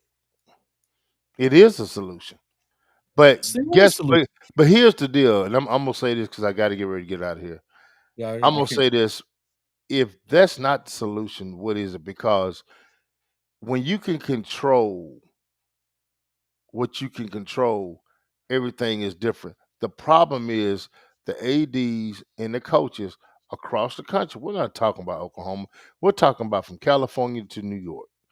When the coaches can't Everywhere in control between. the players, then that's when it's a problem. You go to collective bargaining, you have to have this money and different things. Then you're gonna be it's gonna be a little bit different. You're still gonna be able to cut kids and all that kind of stuff, yeah. But this whole demeanor is gonna change, and you don't have control where I can just go overpay for this kid, and that's what some people are doing. They're just, hey. Big bank take little bank. Well, exactly. That's the whole thing. Is like, remember with Jimbo, he didn't care about. He was literally going to the recruiting sites and looking at all the 5 stars and being like, "Go offer him and him and him and him and him, Yeah. and pay him the most, and we're going to get him." So he wasn't recruiting anymore. He wasn't. But there's always going to be dudes out there like that. Mhm. Ohio State paid $30 million last year for the roster. On top of, I mean, they paid over $30 million for that roster. We know that. If you don't have some kids, I'm gonna tell you what Nick Saban used to do, and I love he did this a lot. Nick Saban played walk-ons, and what I'm gonna tell you what I meant by that, he would bring a kid in that had no stars that he felt like had potential, and there's several kids that have played for him, played in the NFL, that Sure, he actually walked on the team because they had an eye for talent. And then later on, what started happening when Nick Saban even offered a kid a walk on, then all of a sudden he popped up a 3 star, or he popped up even a 4 star. sure. You know, Oh 'cause it yeah, was called the Saban effect. But before the star ratings just went crazy, Nick Saban had guys it that were happened with bumping off. Venables and them at Clemson too. The first Natty, they didn't have a single 5 star on the team, not Mhm. one. After they won the first Natty, it became an X. Now all the 5 stars are going to Clemson. Yeah, because they want to be a part of a winning program, Right. to try to make it to the next level. And that's the same thing. That's what I'm saying right now. Even with this 2026 class with OU, and I'm gonna say this, and I don't, not trying to go into OU business because I don't really give a shit about all that. The thing about it is, Jason, for yourself, when you're building a class of kids, you start with the quarterback most of the time. If you don't already have a guy that's the guys in place, that's where you start. Right now, I think once Oklahoma kind of get their situation dealt out with this quarterback situation, I think Yeah. you'll see more guys starting to commit. That's just my opinion. Now, that's not. That's what I'm saying. I think Oh yeah, once I they, think they're fine. I Hey, think once they work this quarterback thing out, I think I've you'll been see an told that ebb they and have. flow of quarterback. I mean, not quarterbacks, but of guys I've committing, been and told you'll that they see. have the money set aside to go toe to toe with Texas on everybody they want, Okay, or that's a good get the thing for them. players that they need, however it be, whether it's through the portal or retention, keeping some of them. I mean, I would hope we're going to keep them. You know, Yeah, look, it there's the other part I think you have to remember about when we're just talking about Oklahoma alone. If we're going to get this into an Oklahoma conversation, you got to remember that it's a delicate situation for Brent Venables. He's kind of in that, he's in that. that funky stage. Well, yeah, I mean, it is a little desperation, Mm. right? You got to win. You got to win today. So, you gonna have to do whatever you got to do to get the right guys. But believe me, he's the one that sent away 25 of the 30 guys that went to the portal was sent away by the coaching staff. Told to leave. Cut.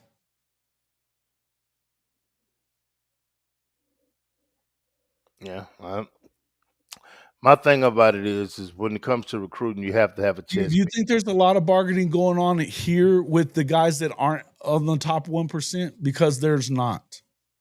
And just like in the NFL, those dudes that are at the very end that are, sixth, seventh, eighth, or undrafted free agents, what kind of bargaining power you think they got? They don't have any.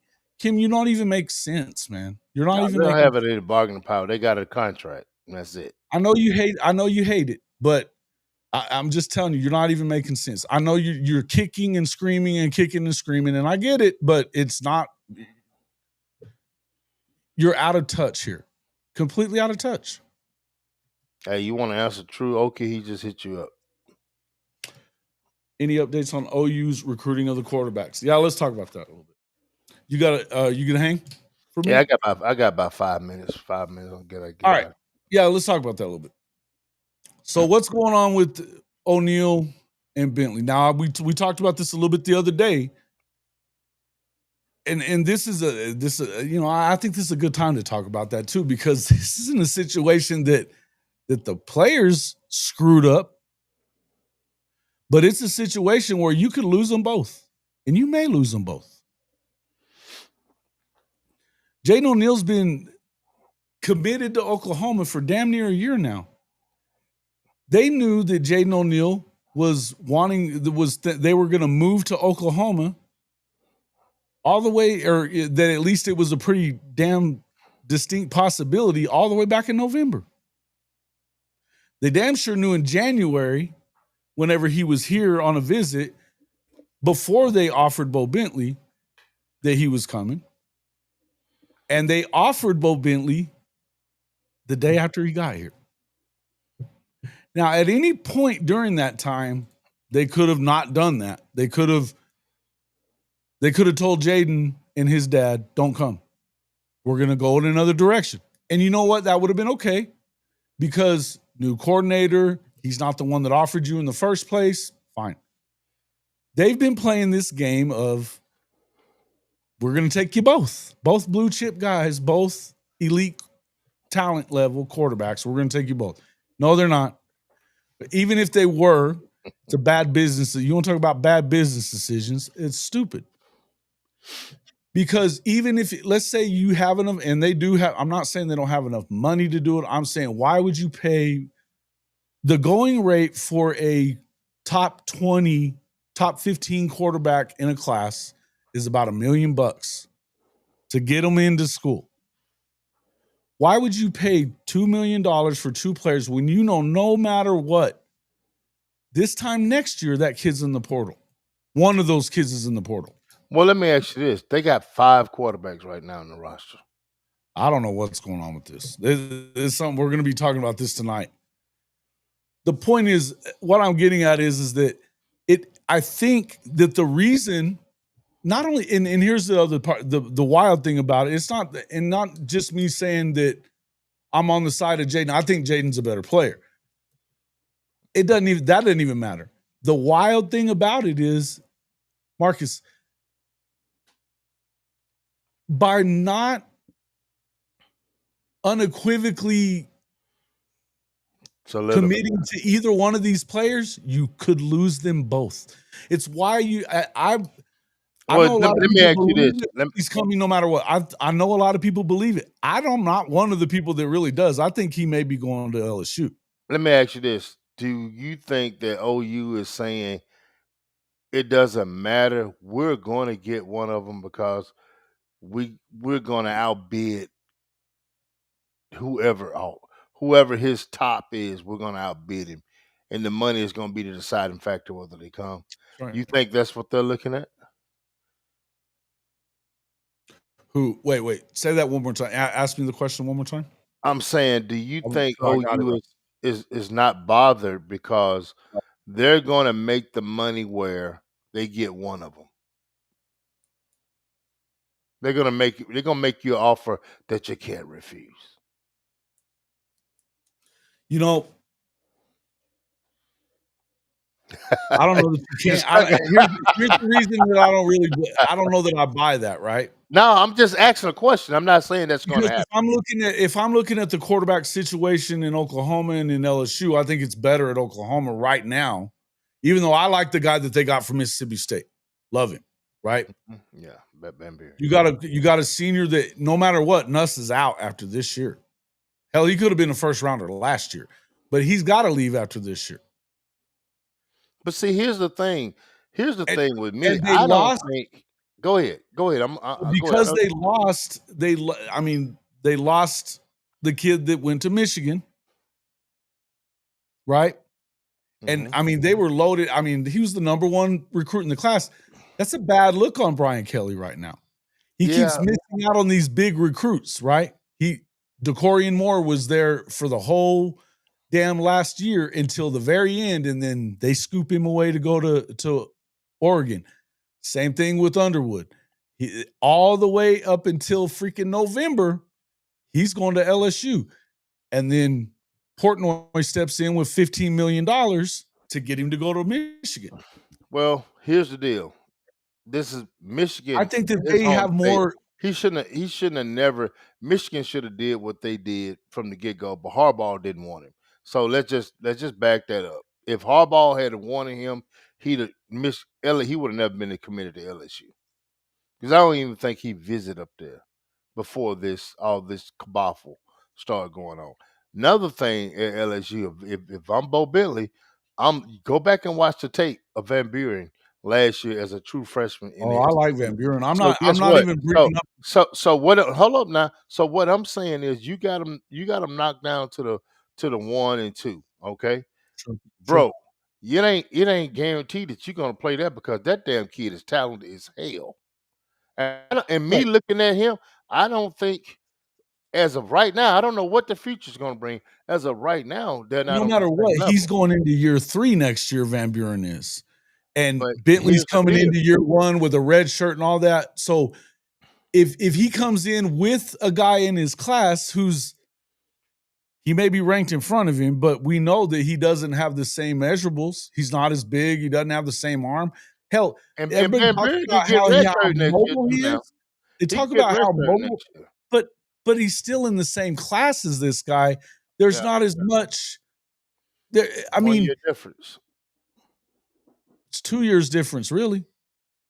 Not if they redshirt him next year. Not if Van Buren They can don't play redshirt for Bo you. next year. They could redshirt Right. Bo, and it goes right back to 2 years difference. The point Yeah. is, he'll have more opportunity. All I'm saying is, I think when you look at okay, you've got not only that, then you've got Mateer plus Hawkins behind him.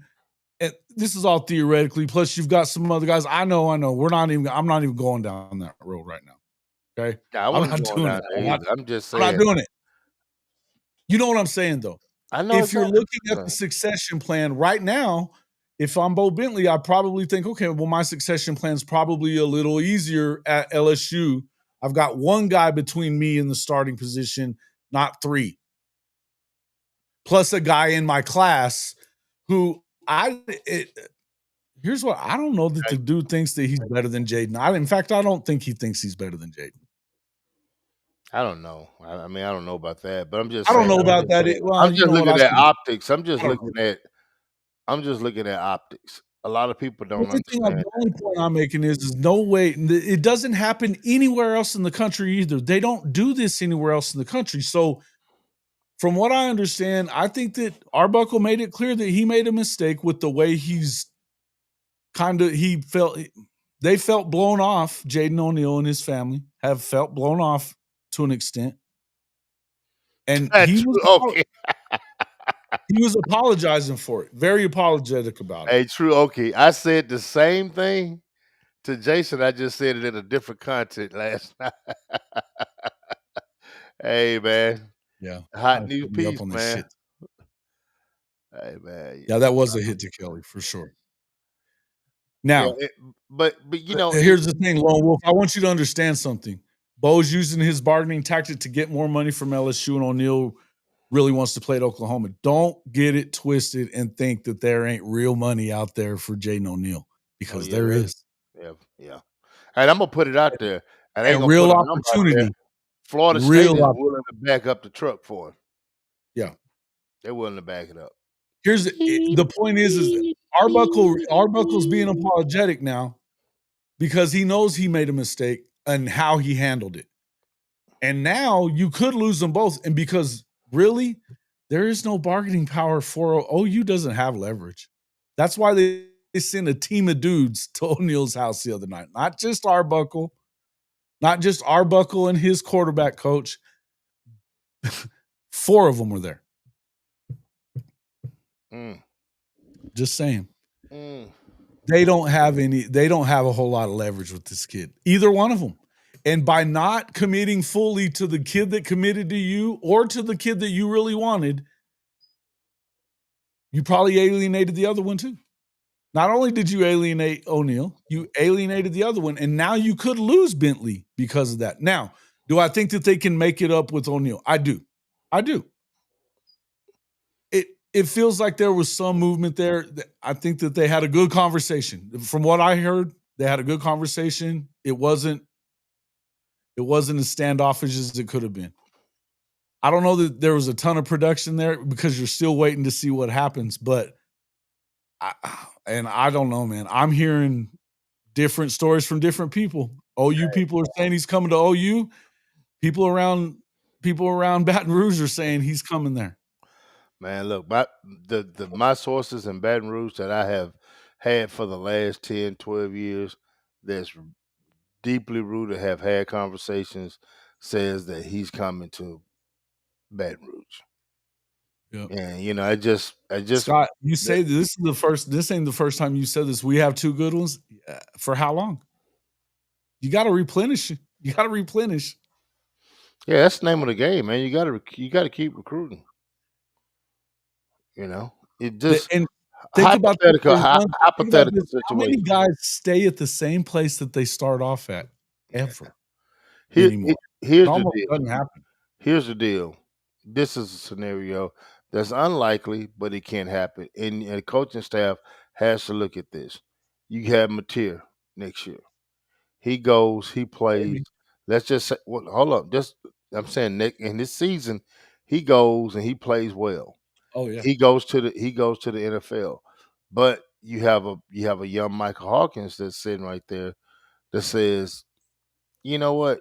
I end up having to play 4 games this year. I got, 5 another games, year. so it lost my Yeah, red shirt. yeah, yeah. And he didn't get his red shirt last year.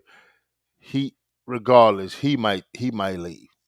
So now you got either one of these two quarterbacks, and hold on, let me finish before you. I know what I'm you're not saying. saying I'm just nothing. I just was I'm looking at your facial expression. Your facial expression is I saying a can't lot. help it. I Yeah, can't help yeah. So, but what I'm saying is they have to I don't look want him at to go anywhere. no, I'm not saying, bro. I'm just saying, as a coaching staff, you have to be prepared for multiple situations. And this situation is Right. turned really delicate because you got to be prepared. It's just You- all we're saying, Scott, is that it's a situation that you didn't necessarily have to it was a little bungled. You know what I mean? it's a blues song. Say, I left home for my side piece. And that's pretty much what Oklahoma did. They left home for their side piece. and, and now, and Side now, piece has got eyes on another side piece. hey, yeah, I'm just saying they left home for the side piece. Hey, and now you upset you upset your old lady back at the crib. You got to make things right. That's just pretty much what it is. And it's still a possibility that they run off with the side piece. I don't know. I see these things happen before. I don't think that there's any doubt that of who Arbuckle prefers. I mean, that's clear. If they can get Bentley, that'll be who's. But they're not. Just again, I'll just say they're not getting both of them. And I'll just tell you this again: if I'll put it out there for the, I've Ain't no said it loyalty, many bro. times. The better player in my mind, it's not even kind of close, really. I don't think it's close. Yeah. And me I and me think as a me as a and I quarterback think guy, Bentley's good. I I'm not like, saying I yeah. don't think Bentley's good. I think he is good. I don't think he's as good as Jaden is. But here's the deal. Let me say this, Jason, and I'm gonna have to run. We've been almost, I think we're right at 2 hours. Oh, but But look, Dylan. but check this out. He said, "No way you let Hawk walk. What you let walk is if Yeah. he wants to go, he goes. You Yeah, know. bro. But It's not like it's not like they have a big choice in the matter. yeah, yeah, you're right about that. And see, but I would tell you that Hawkins, they're Oklahoma folks. His dad played at OU. He wanted both of his sons at OU. I think that mhm, if it works out, I think there's a good chance you keep him. But hey, I think it's a really, really good you chance never to keep know. You never know these but you days. That's never why know. I mean, shit. Did you think that you were gonna lose Caleb Williams and Spencer Rattler in the same year? No. Mm. Shit happens. It happens, bro. It happens. So that's what I'm saying. You can't say never. You can't Mm-mm. say anything. I mean, this college I'll be mad as football, shit if we lose Hawkins. I'm with you guys, but I'm just telling you, it could happen. yeah, it could happen. You get, I mean, He's my guy, man. I you want Hawk. gotta look at you gotta look at the system when it comes down to Bentley and O'Neal. They're two different quarterbacks. And one cat might work really well in one system, one cat might work really well in another system. Yeah, Excuse me. but this But idea that here's the other thing I wanna say to the people that keep coming in the comments after the shows and saying, that they think that Bentley better fits his system, tell me why you think that, because ah, if we're talking about if we're saying that because you think he's more mobile, I gotta tell you he ain't. hmm. They may have labeled Jaden a pocket passer. Eh, Go back and watch that one video of him in the 7 touchdown game. He threw 6 of them. One of them was 45-yard strike across his body from the right Do hash you to know the who he left remind me of as a run, college player? and he had a 45-yard touchdown run also. You know who he reminds me of In as a the college championship player? game. Go ahead, sorry. He reminds me of Jameis Winston and what's the guy that played at Texas? Won I the like it. I championship. think he's a lot like Jameson. Yeah. He I think he his arm doesn't is a lot run. like Jameson. He doesn't run to be run, but he can run. That's the situation. He can run. So If don't who say wanted he can't run. to be gone, they'd be gone already. You don't know what you're talking. Man, you don't know what the Who are hell you you talking about? talking What are you about. talking about? He's talking about probably Hawk. If he wanted to go, wouldn't he be gone already? Who? Who are Who you is he saying? talking about? Hawkins? Jaden? I mean, who's he? Who is he? Arbuckle gets a head coaching job somewhere and he leaves. Man, what if you walk outside, get hit by a jet fence post? I don't know. There's a Well, guy that I used to work with. You walk outside, get hit by a jet. You don't know. You country ass. man, that is There's crazy. a lot of what is, man. We don't know what's gonna happen. Vince Young, no, Vince Young, yeah, yeah. I think Vince he's Young better. could He's run it. more accurate than Vince was. What? But that's what I'm saying is Vince wasn't. He didn't start out being a running quarterback, bro. He didn't. Yeah, Yeah, he could run. You know, he was a big guy, like O'Neal. You know, I mean, I'm just saying those two.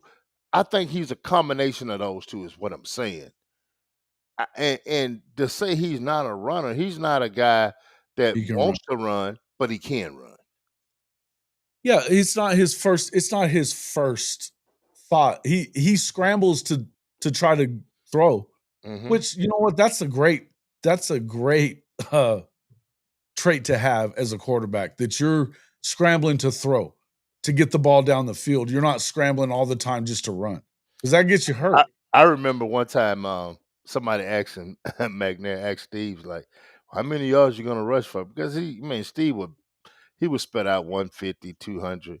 And he was like, I hope none. He wasn't a big runner in the NFL. Now he could run. Well, he Bro, led that the was one of the league. best passers ever, though. Yeah, he led the They're league in great. in rushing quarterbacks, I think 2 or 3 years, and it was just Right. because of the offensive line, you know, I mean, it is what it is, and that's the same way with us, he scrambled a lot to get guys open, and sometimes he just took off, you know, Yeah. and it is what it is, but what I'm saying is Warren Moon made a perfect statement back when he was younger.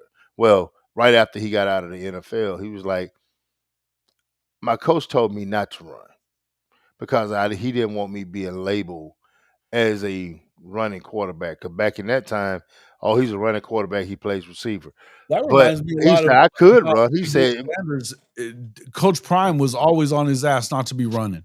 mm-hmm, Always on his ass not to be running. People talk about him holding onto the ball too long, but that's because his daddy told him to stay his ass back there yep, that's a some lot of of that it. time too. I But mean, some but of it. when I'm it not saying he's the point. I'm he just don't making the have that point. wiggle. He don't have that wiggle. He don't have that Michael Vick wiggle. He doesn't Oh have shit, the who does? you know, I'm just saying some of these Oh, quarterbacks like oh boy Jackson, that wiggle that they had, you know, or even Jalen Hurts or RG3, yeah, yeah, yeah, I get it. Yeah. they don't have that.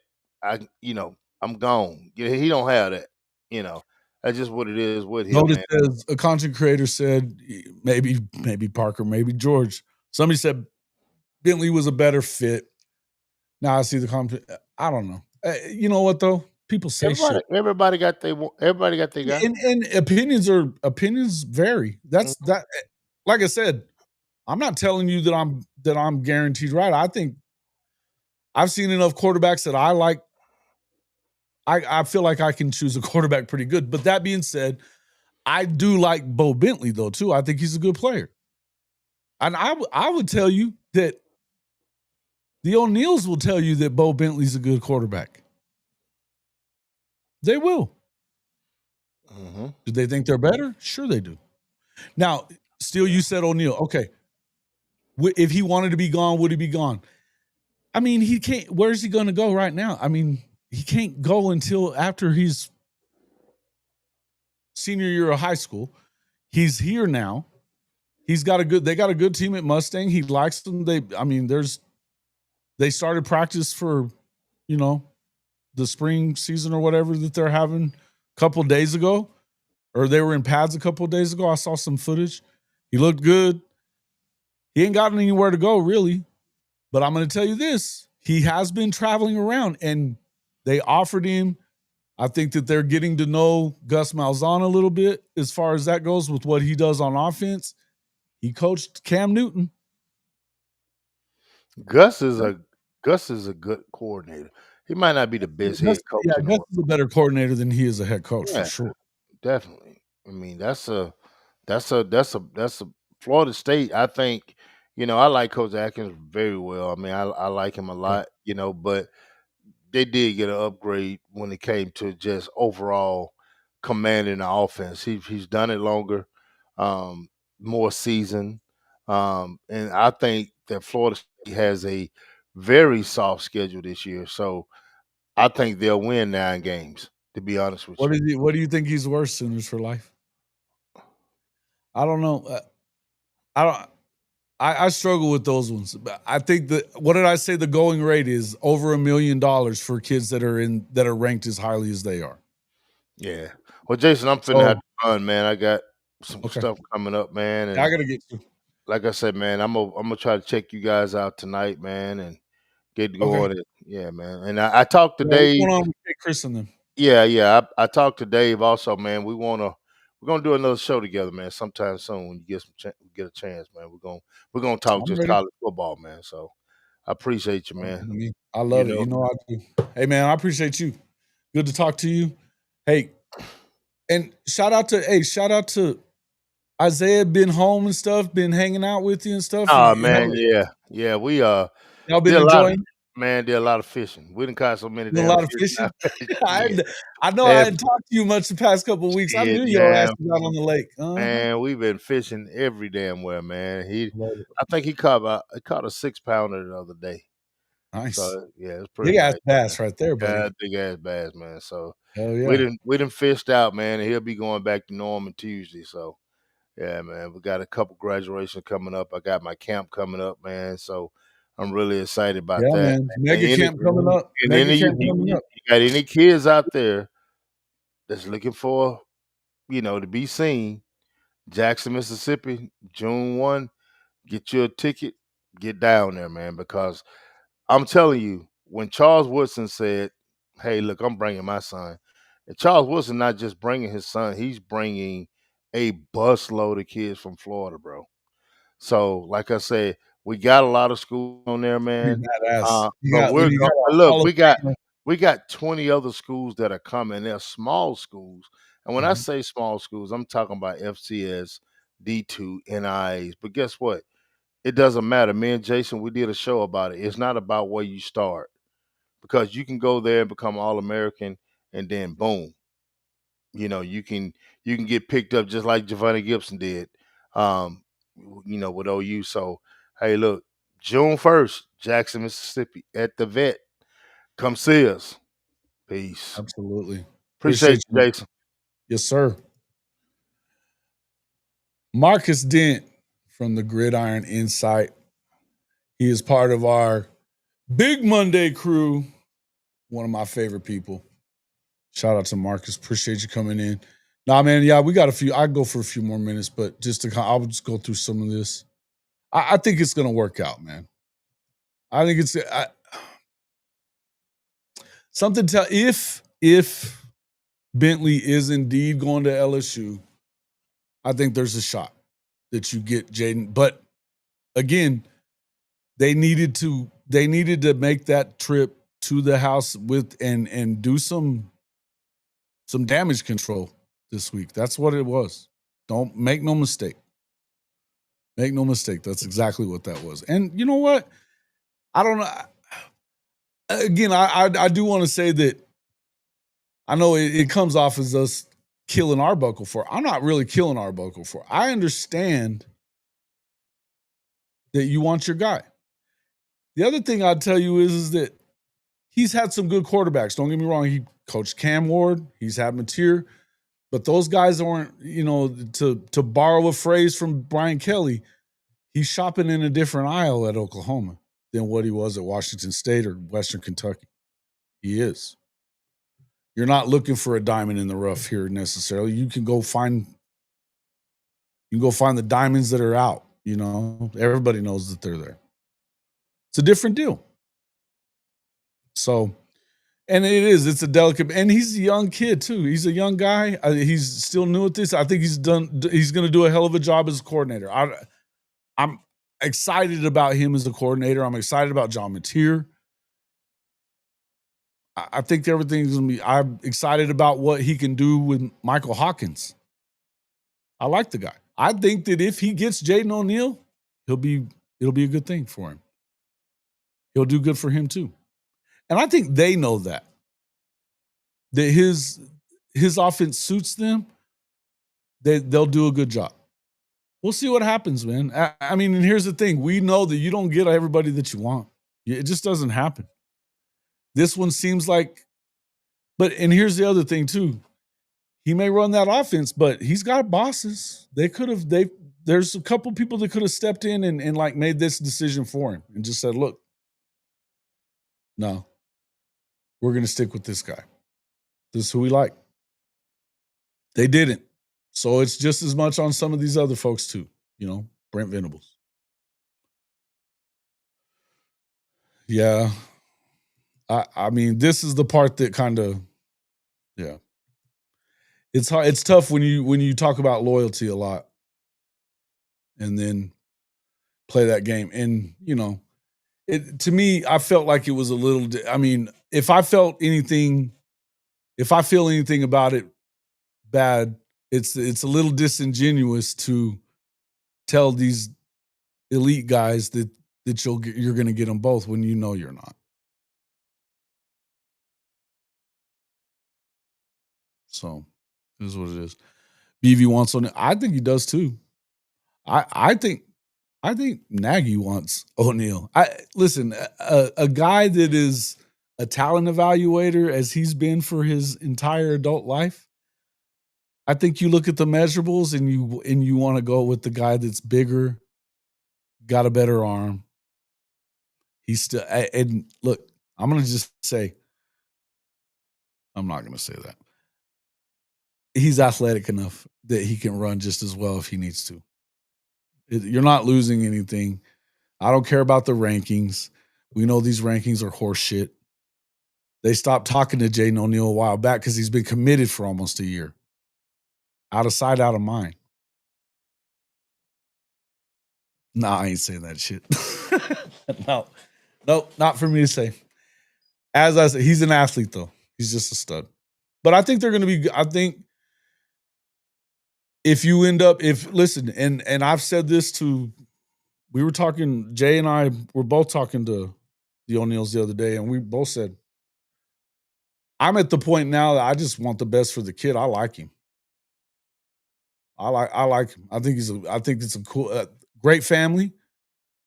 Hell of a player. I think he's a hell of a kid. I like him. I hope he has an amazing career, no matter if it's here or in Tallahassee or Arizona. I don't care. I just want him to go big, I think he will. Oh, who puts up better numbers, Jackson Arnold or Arch? Well,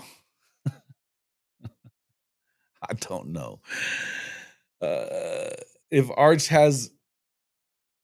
only got to get to about 1,500 yards to be ahead of JA. You know what I mean? Doesn't take much.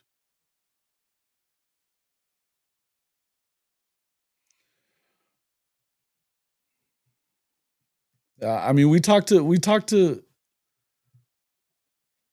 Juice that day, his manager, and I mean, this good. You want to talk about you guys? I'm gonna go look at. We're gonna go look up some of his stuff one of these days. When we talk about this again, remind me, and I want to go look up some of his film from Arizona. You talk about a bad dude, man. Golly, that guy could freaking play. The juice was loose out there.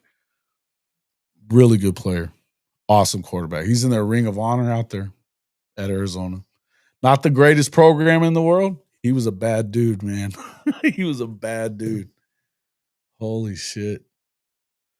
O'Neill at Texas. Yeah, man, I like the kid. I'm not saying that one either. But yes, I would. I would. But you know, he went to the Texas camp wearing an OU bag the whole time he was there. This is why we love him. Then you want to talk about loyalty, man. Shit.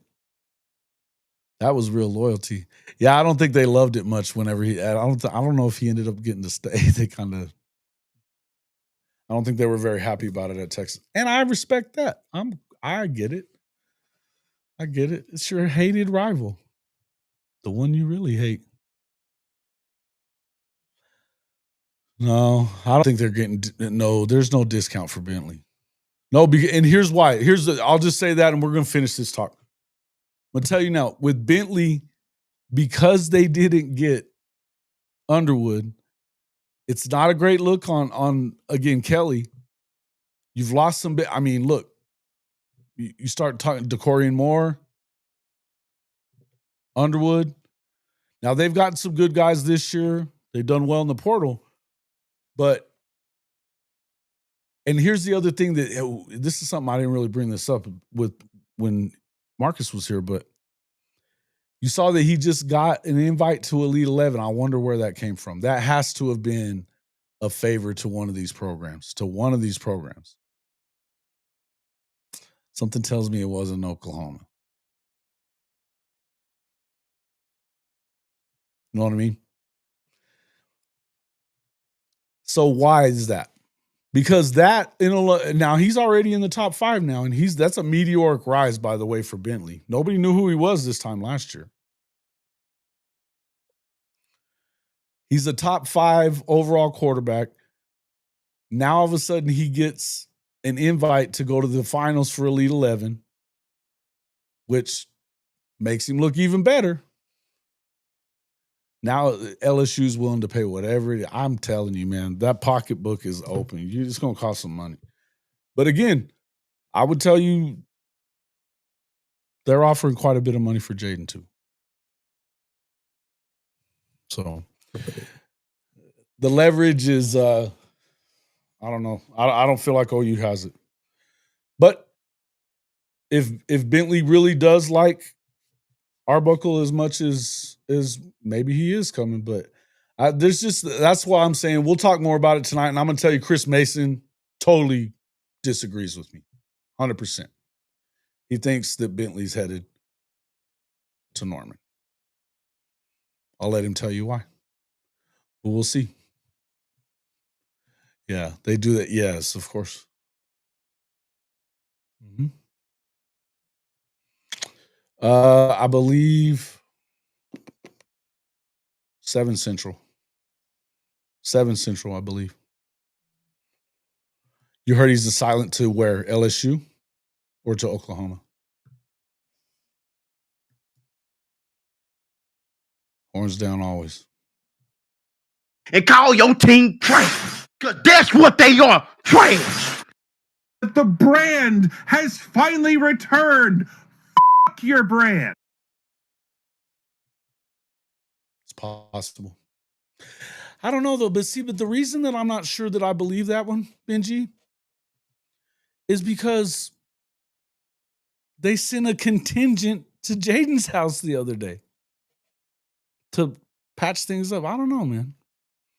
I think they might still. I think they might. I think it's coming.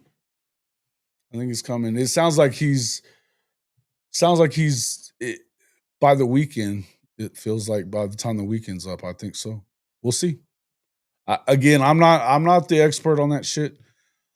I know what's going on in this O'Neal thing, but I've been involved. I mean, I've been in contact with a lot of them. So, but I'm not. Jay and them cover that shit a lot closer than I do, and Chris Mason for that matter. You'll find out tonight. Make sure you check us out right here on Hall of Fame College Football or the Horns Down podcast. Get over there and check us out. Jimmy Satterfield, my man, appreciate you. Chris Mason, that dude can flap his gums. Indeed. Indeed, he can. He was. It was Arbuckle, Joe John, EJ, and Todd Bates.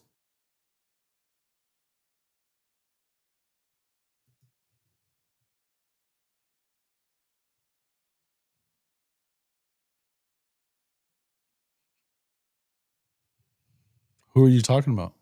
Dylan?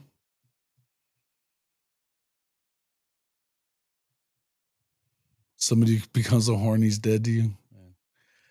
Listen, yeah. I understand. I understand your feelings.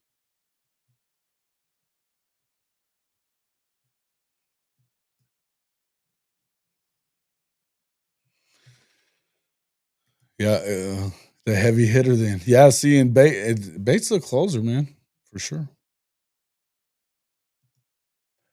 What did you take from Jaden's expression when all the coaches were in his living room?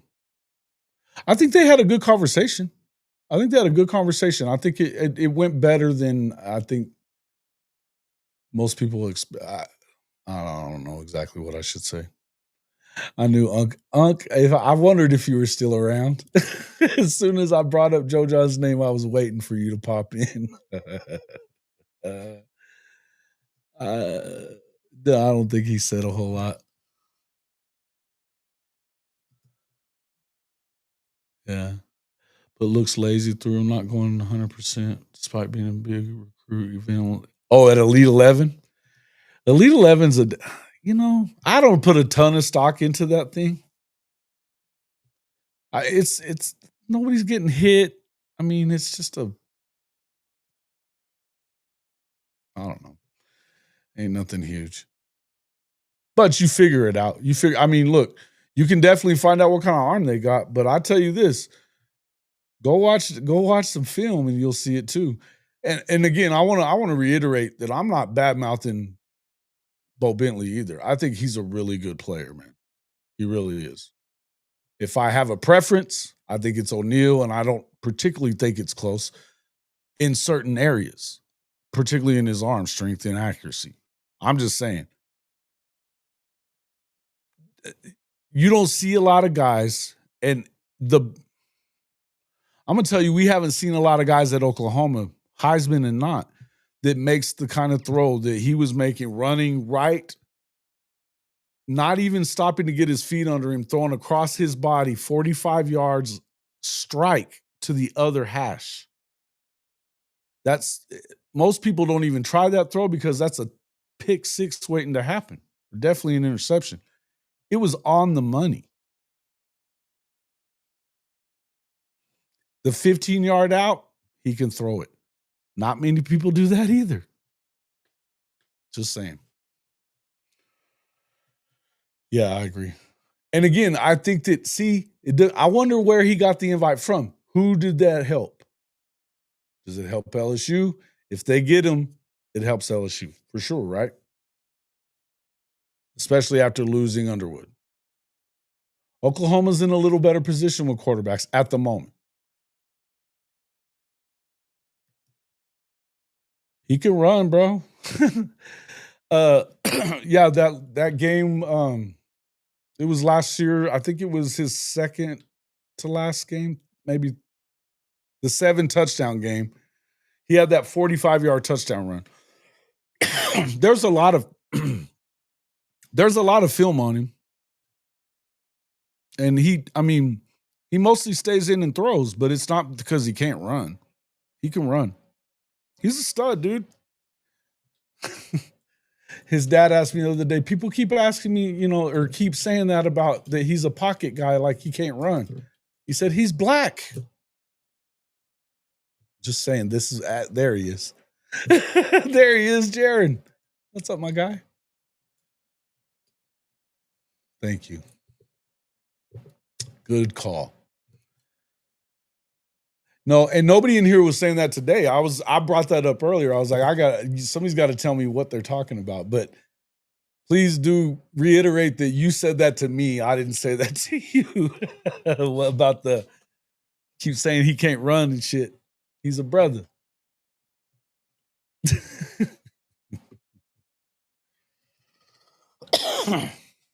Good stuff. What is the subject for today? We've been talking about all kinds of shit today. All right. My sunshine pump for the day. Love it. All right, guys. I've been going for a while. I got to get to work.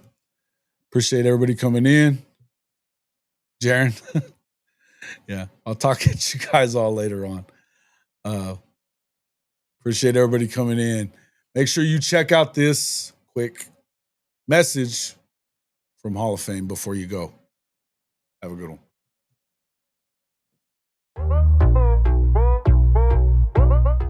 Are you tired of your game day gear looking like it's stuck in the offseason? Well, step up your fandom with Hall of Fame College Football's official Fanatics partner store. Whether you're a diehard Oklahoma Sooners fan like myself, bleeding crimson and cream, or you rep another one of the SEC's heavy hitters, Fanatics has you covered. Shop thousands of officially licensed hats, jerseys, sideline polos, and exclusive championship merch from the entire Power 4 and Group of 6 too. All shipped directly to your doorstep and fast. You want to gear up like your favorite coaches and players? Are you looking for that perfect tailgate tee or a statement piece for your man cave? Fanatics is your one-stop shop for authentic college football gear from everybody that plays the game. So do yourself and your team a favor. Click our link in the description or simply log on to hofmedia.us/fanatics. That's hofmedia.us/fanatics. And you can shop everything that you want for the best prices of the day right on our Fanatics partner page.